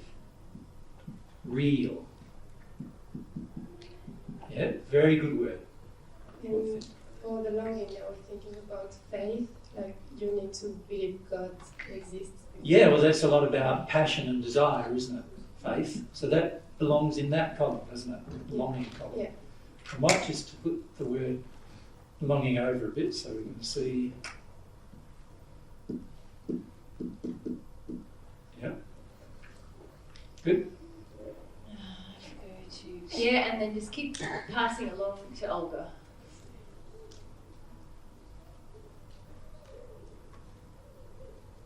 Emotionally open, like humble, would that be? Yes, I suppose you could say hunger. Humble. Humble. Sorry, humble. Humility. Humble. Like to be emotionally open.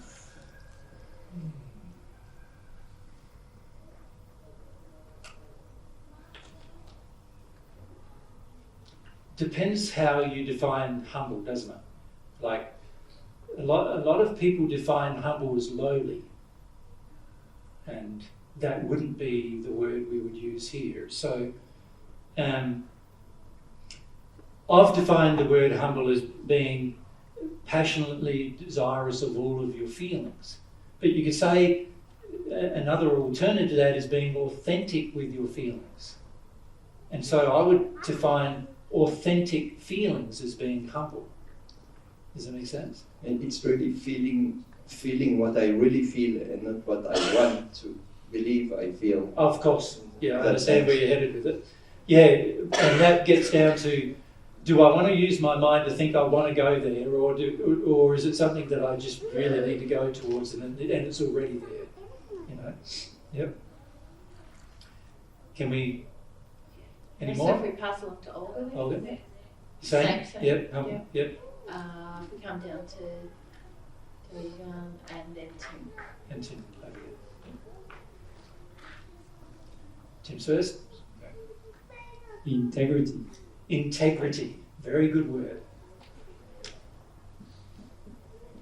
It's a good word. What does it mean? Well, your longing needs to have, you need to have integrity in your longing. It's an interesting word to try to define. It is. Yes. Yeah, I agree with you. But Yeah. it's, just trying to help other people with maybe English is not their first language. Yeah, it's a solid foundation behind it. You stand behind what you want. Yes, Yes. it's a feeling that you back it up with all of your feelings, isn't it? Yes. When you have integrity. There's no part of you that's separate from that feeling. It's all of you. Yeah. Now, hang over here. Hi. How is sincerity connected to consciousness, level on which I'm conscious of something? Because I can be sincere only on level which I'm aware of something. Yeah, that's a good point. Is it connected or is it completely disconnected? It's very connected, yes, because remember, God's measuring your sincerity based on what's in your soul, not what's in your mind. So you can be conscious in your mind of a thing and yet be completely insincere about it at the soul. An example of that, many of the men we meet are conscious of the fact they don't treat women well. In other words, in their mind they know that they don't treat women well. But in their soul they want to keep treating women badly. So in their mind's going, I know I don't treat them well, I've got to try harder to not treat them so badly. But in their heart, their true feelings, their sincere feelings are, I want to treat them badly. So they're not really conscious of it. Correct. Of the treatment. Well, they're obviously aware in their mind, but they are not sincere yet about what's in their soul. Because if they could feel what was in their soul, they feel like, no, I don't. I know it's bad, but I want to do it. Do you understand the difference? So from God's definition, no, not conscious. Yeah. But there is a process Of awareness. in this limited physical state of gaining awareness. Yep. So there's some intellectual awareness, which is potentially, if the person is sincere, going to help them to become more conscious, like truly conscious. But they're not, if they are denying it in their soul, in their feelings, they're not sincere on that issue and they're not conscious. So a sincere person would say, okay, I'm doing the treatment like this and that, and I'm sincere with it. I know I'm doing this or that. Well, even there it's interesting because from God's perspective, sincerity is I feel I am doing that, not I know I'm doing that. It's sort of like,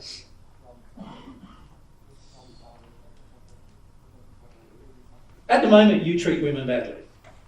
So I'll bring it to you. Like, at the moment you treat women badly. You think you don't. Right? In your mind you're thinking, no, I'm a good guy. I do good. Right?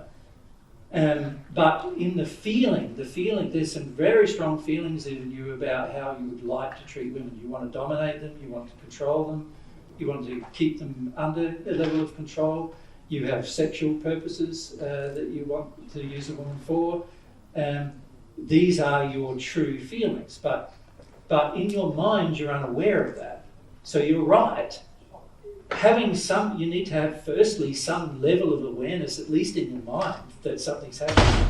And if you don't have that, then how are you ever going to be sincere in your soul if you can't be sincere even in your own mind? Right? That is true. But sincerity in your mind, from God's perspective, is not sincerity of the soul. So you can be sincere. So this is something that we've done with experimental with guys in Australia. We've talked to them about their treatment of women. In their mind, they now realise, because of the evidence that we've presented based upon their life, they've now realised that, yes, I can see that is treating women badly, here in their mind. But they still do it. The very next day they go and do the same thing. And the reason why the very next day they go and do the same thing is that the level of consciousness in their mind is not God's consciousness. God's consciousness is, no, you've got to be aware you do it in your soul. So basically, you feel the damage you are doing. So you sort of... And also the desires you have, yes, Deja. Yes, the desires you have to do it. And you're honest with that. Sincerity is being honest about that. Not just... see, what most people do is they create an illusion in their own mind so they do not have to admit things to themselves emotionally. So in other words, the average man has created this illusion that he treats women nicely, when the average man does not treat women nicely. He treats women badly. So in his mind, he's created the illusion because he wants to believe it.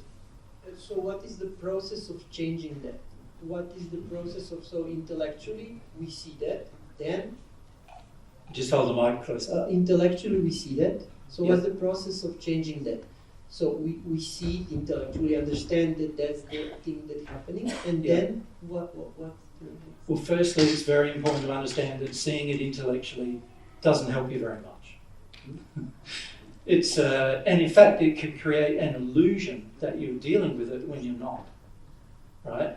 So, firstly, we've got to be humble enough to see that just because I can intellectually acknowledge something to myself, it doesn't mean I'm humble, and it doesn't mean I'm sincere, and it doesn't mean I really see it. Right? That's the very first thing that needs to occur. I need to open up my soul to what I'm doing. So remember I drew the soul versus the mind just before.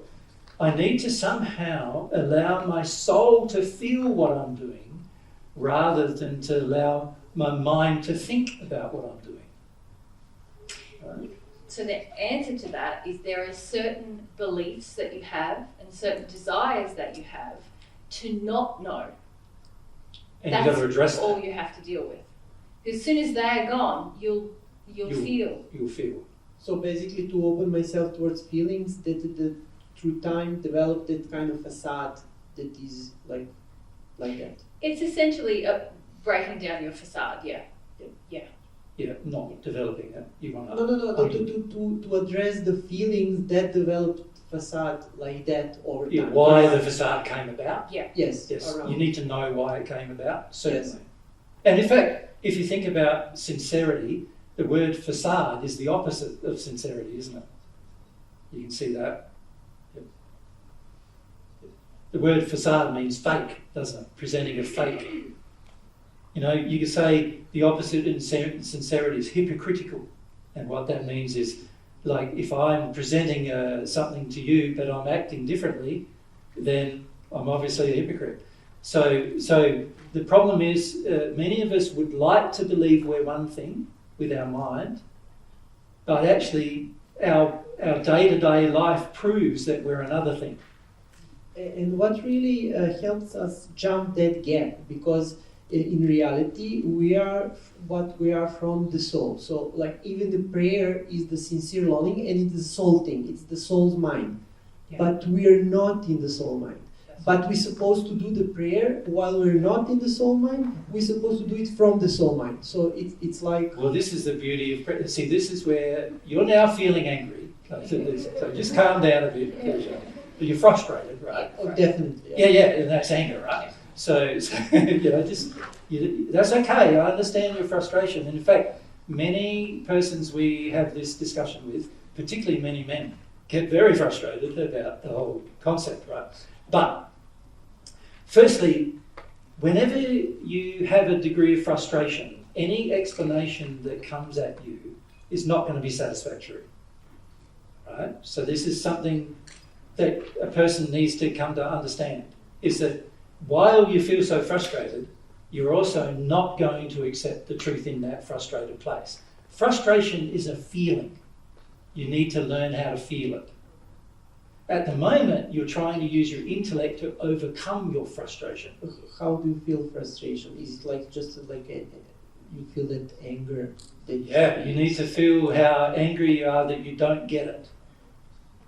And why are you so angry that you don't get it? And if you start to feel about that, you'll see that actually the reason why you get angry when you don't get something is because you're in a competition with men about getting things, right? And this is something that's playing out in your life a lot, where you're in a competition with men about getting things. So when you don't get something, or something sounds difficult to understand for you, you then get frustrated. You call that frustration that really is anger. And you'd be better off going, I'm really angry because I don't get it, and I'm in a competition with my dad about getting it, right? And so you're going to have to feel a bit about the competition with your dad in order to even get this. Because this is not a competition. It's not a competition with another man to get something. What it's about is learning how to connect to your soul, right? And while you're in frustration, you are not connected to it. You are connected to your mind trying to grasp something, right? Now, every man that we ever discuss this with, almost, not every, but maybe 99.99% of them, like occasionally we meet a man who gets it right off the bat. My friend, the Apostle John, when I started to explain this to him in the first century, he got it sort of almost pretty much straight away. Every other man that listened to me in the first century other than him didn't. They became frustrated, like you feel now. And then they try to understand more with their mind, not understanding that in that place, I'm now just in the competition with Daddy trying to get something. That's why I'm angry. And you don't need to be angry about this. You need to breathe, calm down, and then we'll have a discussion and let yourself feel as you're having the discussion. You follow? I'm trying to understand, like, to feel basically anger. That's definitely no. Feel why you're angry. You don't feel your anger for a start. You call it frustration when it's anger, but you're not feeling why you're angry. You're angry because any time in your childhood when you didn't get something, you were punished for it. Any time in your childhood you were in a competition. Your dad set up a competition with you. Any time you didn't get what he was saying, you got punished for it. Any time you didn't understand, you got punished for it. You're worried. You're afraid that you might get punished for not knowing. God's not like that. He's not going to do that with you. He's not saying to Dijon, you don't get this, Dijon, so I'm not giving you my love. He's not going to do that to you. He's not going to punish you for not understanding. He desires you to understand, but you're not going to understand while you're in the competition with your father. You're going to have to work through that emotionally first. Right? This is why you're attracted to bodybuilding and fitness and all of these other things. These things are to prove yourself to Dad that you're better than what he thinks you are. Right? And this desire to prove oneself is the sincere emotion. that you need to feel. And what you're trying to do is overcome it by asking a lot of questions of me without really hearing the answers, because you're already in a competition with what I'm saying anyway. So you're not going to hear the answer. So it's sort of a difficult process, I know, if you're in this state. But remember, you're in this state because of what was constructed in your childhood. You know, God has compassion for that. God's not going to go, naughty boy, because you don't get it. And he's not going to punish you because you don't yet get it either. He's not going to try to make your life hard because you don't get it yet either. What he's going to try to do is help you understand. But the very first thing he wants to help you understand is you're going to have to get rid of some of this competition with Dad, which is what I've been calling it. It's really like Dad setting up a situation with Dejan where Dad is basically saying, unless you do it my way and you understand my way, you're no good as a man. That's not what God's saying. He's just saying, God's saying, there is one way to receive my love. It's the way I created to receive my love. And the way is prayer, which is sincere longing. And God has a definition of sincere, and God has a definition of longing. And that's what we've got to come to learn. What that definition of sincere is and what the definition of longing is. So the key for you now is to go, okay, is to, rather than getting all worried and pet up, the key is to go, okay, let's look at these words here, right? And you are dead right in saying that your perception is going to play a part, isn't it? Like, you can be sort of like thinking you're honest in your mind, while at the same time be completely dishonest in your feelings. You can be that. And you've been taught to be that by your father, actually. Right? So it's going to be harder for you to enter sincerity than it might be for another man who's been like not where Dad hasn't set up a competition. So for him, he's going to find it easier to be sincere, perhaps, because Dad encouraged sincerity rather than encourage fake. Right? Your dad encouraged fake. Meet my demands and meet my, needs, and then I'll approve of you, is what your dad fundamentally feels. And even then, you never got much approval, right? Another man might have got completely opposite, where Dad said, just be yourself, son, If you like music, you like art, you like, got all these emotions, feel those. And if this other man then is presented with the word sincerity, he won't have as much strife with it, because he hasn't been encouraged to create fake. Do you understand what I'm saying, Dejan? Yes. Just as I see it, I see myself as being sincere. Everything I do, and like the paths I take it as I see it, as it should take, not like some unsincere. I know you do. But I'm saying to you, you're not. Right? You've become so addicted to the illusion that you don't understand the actual reality. And this is something, in dealing with you, pretty much every person around you feels. Right? I know you think you're being sincere, right? But you're not having God's definition of sincerity yet. I know you think you have it. And this is what I'm saying, is that it's going to have to be God's definition, not Dejan's definition. And your definition is based upon what's happened to you. And and I'm trying to describe for your sake, and also for many other men in this room's sake, because many of them have the same problem of what's stopping them from being sincere. And a lot of times it's an addiction to a image, which you now have. You're addicted to an image.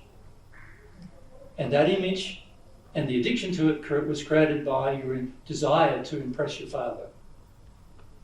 And so many of the things you think you're sincere about, you're actually not sincere about yet. From God's perspective. You follow? From Dejan's perspective, he's sincere.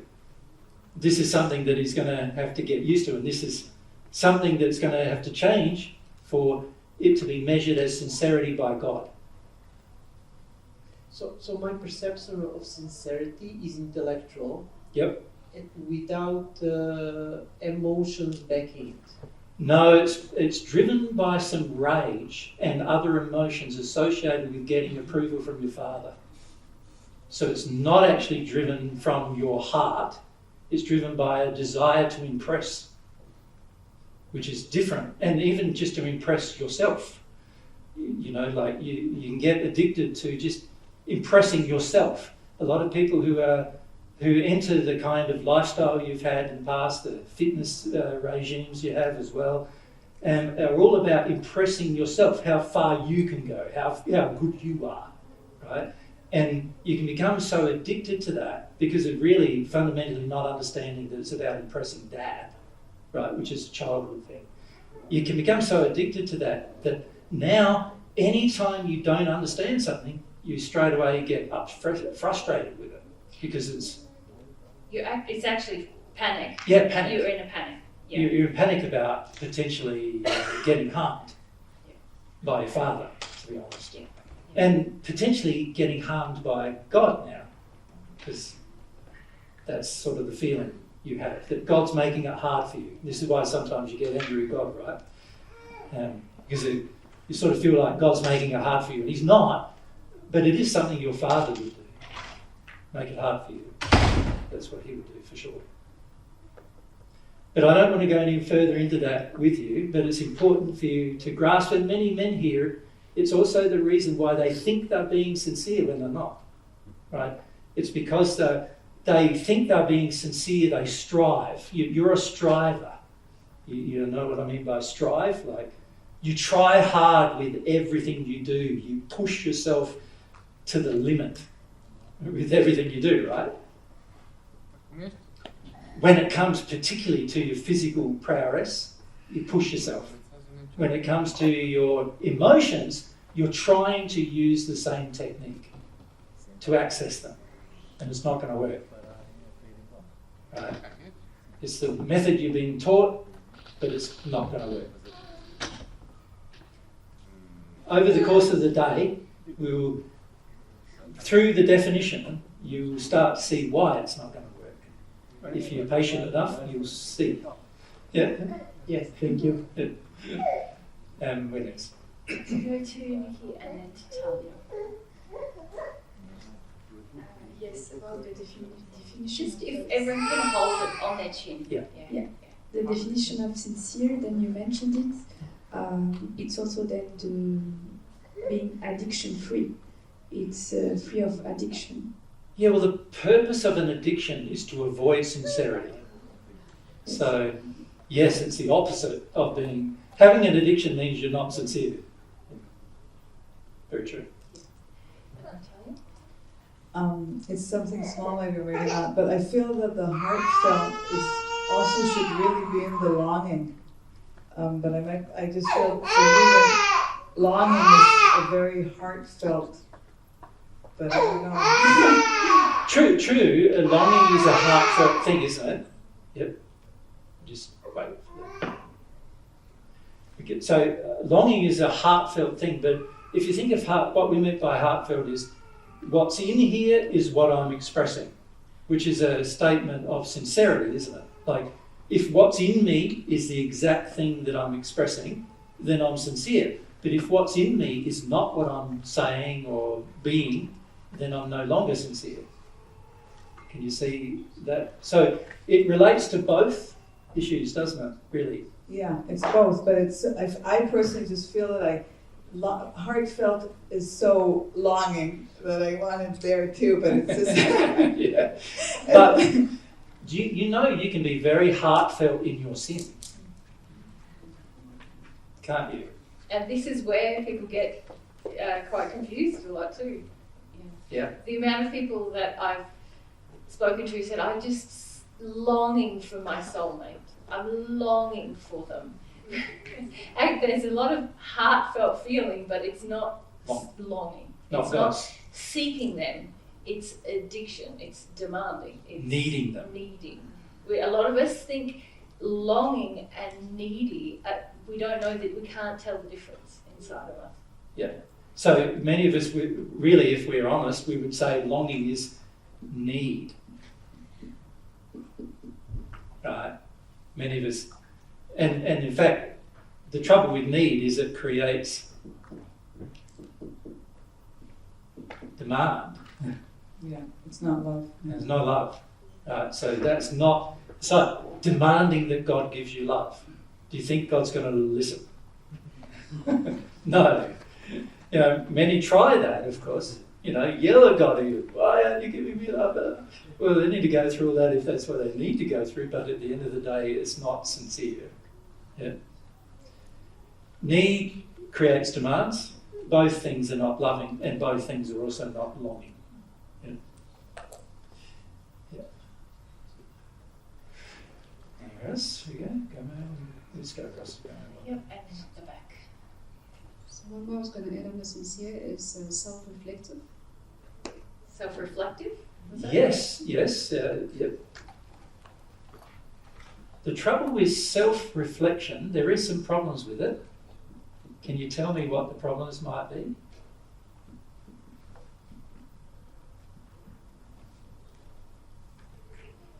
That they might not be sincere.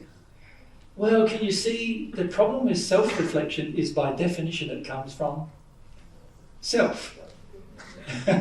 So maybe I can rephrase to be reflective from God's definition. Yes, so it really what I need, isn't it, is God's opinion rather than my own. The trouble with self-reflection is that I can use self-reflection to reinforce my own opinion, or I can use self-reflection to ask myself what God's opinion might be. Now, if I'm using it to just get my own opinion, can you see that's not very sincere, because I'm just going to get reinforced of my beliefs. So if my belief is one thing and I'm going to be self-reflective, I go, yeah, I think I'm pretty good with that. So this is where many men are, as I was just illustrated as Ajahn, where many men are with their relationship with women. They think they're self-reflective about it, but they think their demands on women are good. That's not God's opinion, but it is theirs. And they think they're being sincere. Right? They even think many times that their demands are actually good demands, that are righteous demands. So just be careful with self-reflection and self-righteousness. Yes, it is with respect to what God's definition. Yes. And then under longing, could we also say... just a bit closer. Could we also say having a healthy obsession?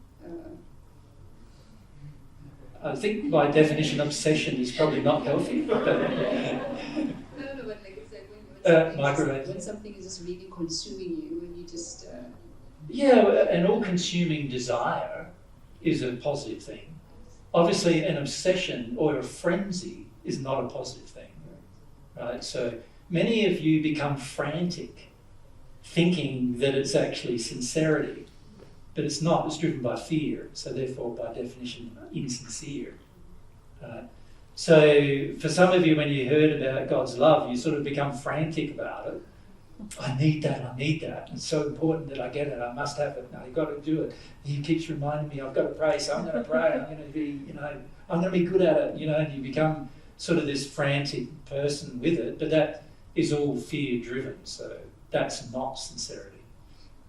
So yes, it's interesting what we do trying to convince ourselves of our sincerity. Nowadays we call it virtue signalling. So you could say sincerity is virtue in its real definition of the word, but is virtue signalling sincere? No. Now that's creating a facade that I'm doing one thing when really I may not feel the thing I'm doing. And the fact is that if I've got to tell you that I did it, and it's not in an educational format, then I'm signalling that I did it to you for some other insincere reason. Right? So virtue is a sincere emotion, but virtue signalling is insincere. We were at the back, yep. Yeah, thank you really much for this brilliant moment. And as we are in a university, I want to say a word that is related to the physics field, that is superposition. That in this context, it means, for example, when you sleep, you are being good to your body. But when you accidentally burn yourself in hot water, you are being bad to your body. You don't need to be infinite good or either infinite bad, but you can be in a superposition when you are in an equilibrium with the bad and the good. And when can I stop you for a moment though? Yes, yes. You're now trying to teach something you believe. Okay. Yep. Now, I don't necessarily disagree with what you believe here, but I'm just saying how unloving it is to stand up and teach something what you believe when somebody else has created a forum to teach something different. So, can I have the microphone away from you? Thank you. Sorry if I've said something wrong. No, it's just the intention behind what you're doing is that you want everybody here to listen to you, but they didn't come here to listen to you. No. If I can just finish my thought, I will just say... No, you can't finish your thought. Okay. Sorry? Okay. No. No worries. And where are we at next? Nobody, Tim. Can we come down to Tim? Thank you. And then Charlotte.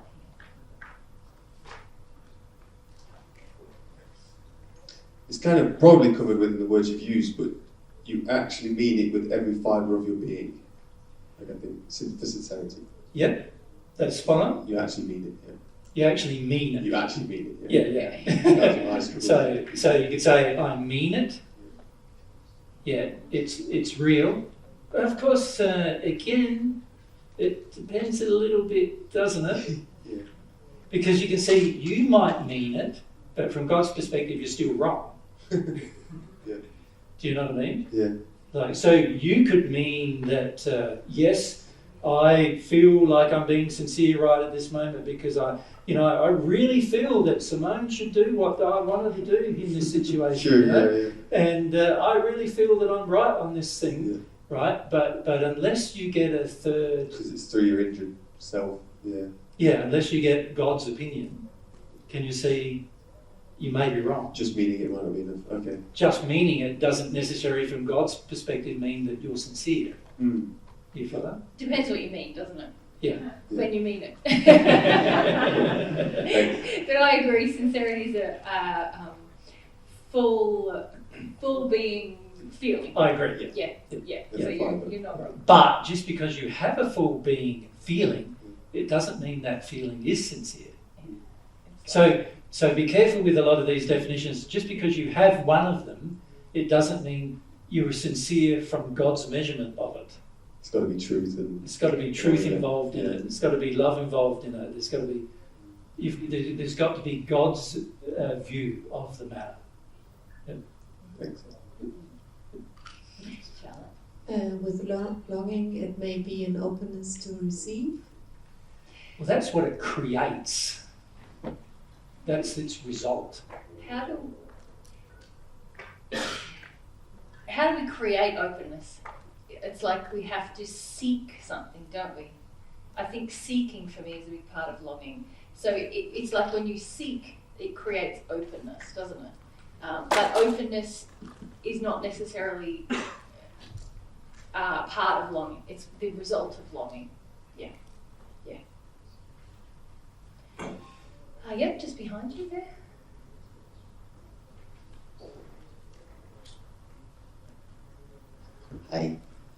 I was thinking of absorbed in love. Yeah, remember we're longing for love here. And to long for something that you think you're already absorbed in means that you're probably not going to long for it. Right, I was referring to sincere. Yep, I understand what you're saying, but what I'm trying to say to you is unless you feel that what you're longing for is beyond your current position, can you see you're probably not going to long?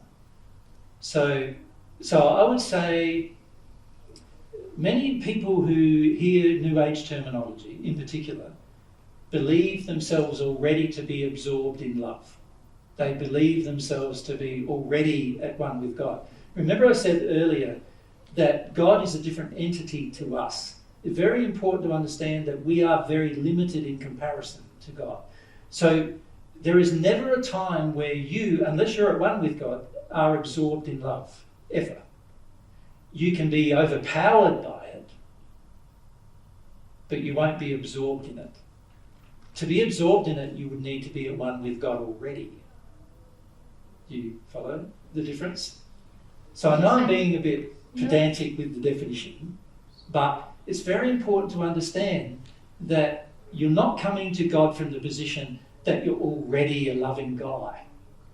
You're coming to God with the position that you want more of God's love, desire more of God's love, because you want to become a more loving guy.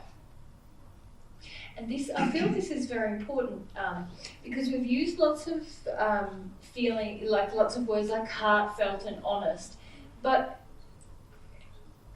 the reality is we can be in the depths of hell in our soul condition and have a sincere longing. Yep. This is a very important point because most of us start there.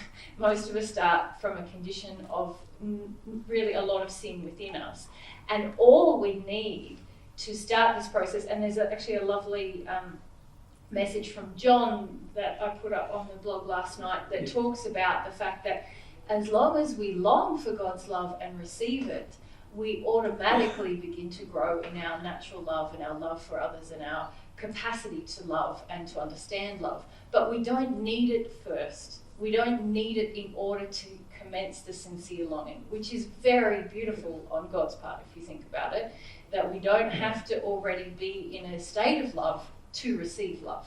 And in fact, the majority of people who receive love at the beginning are not in a state of love at all.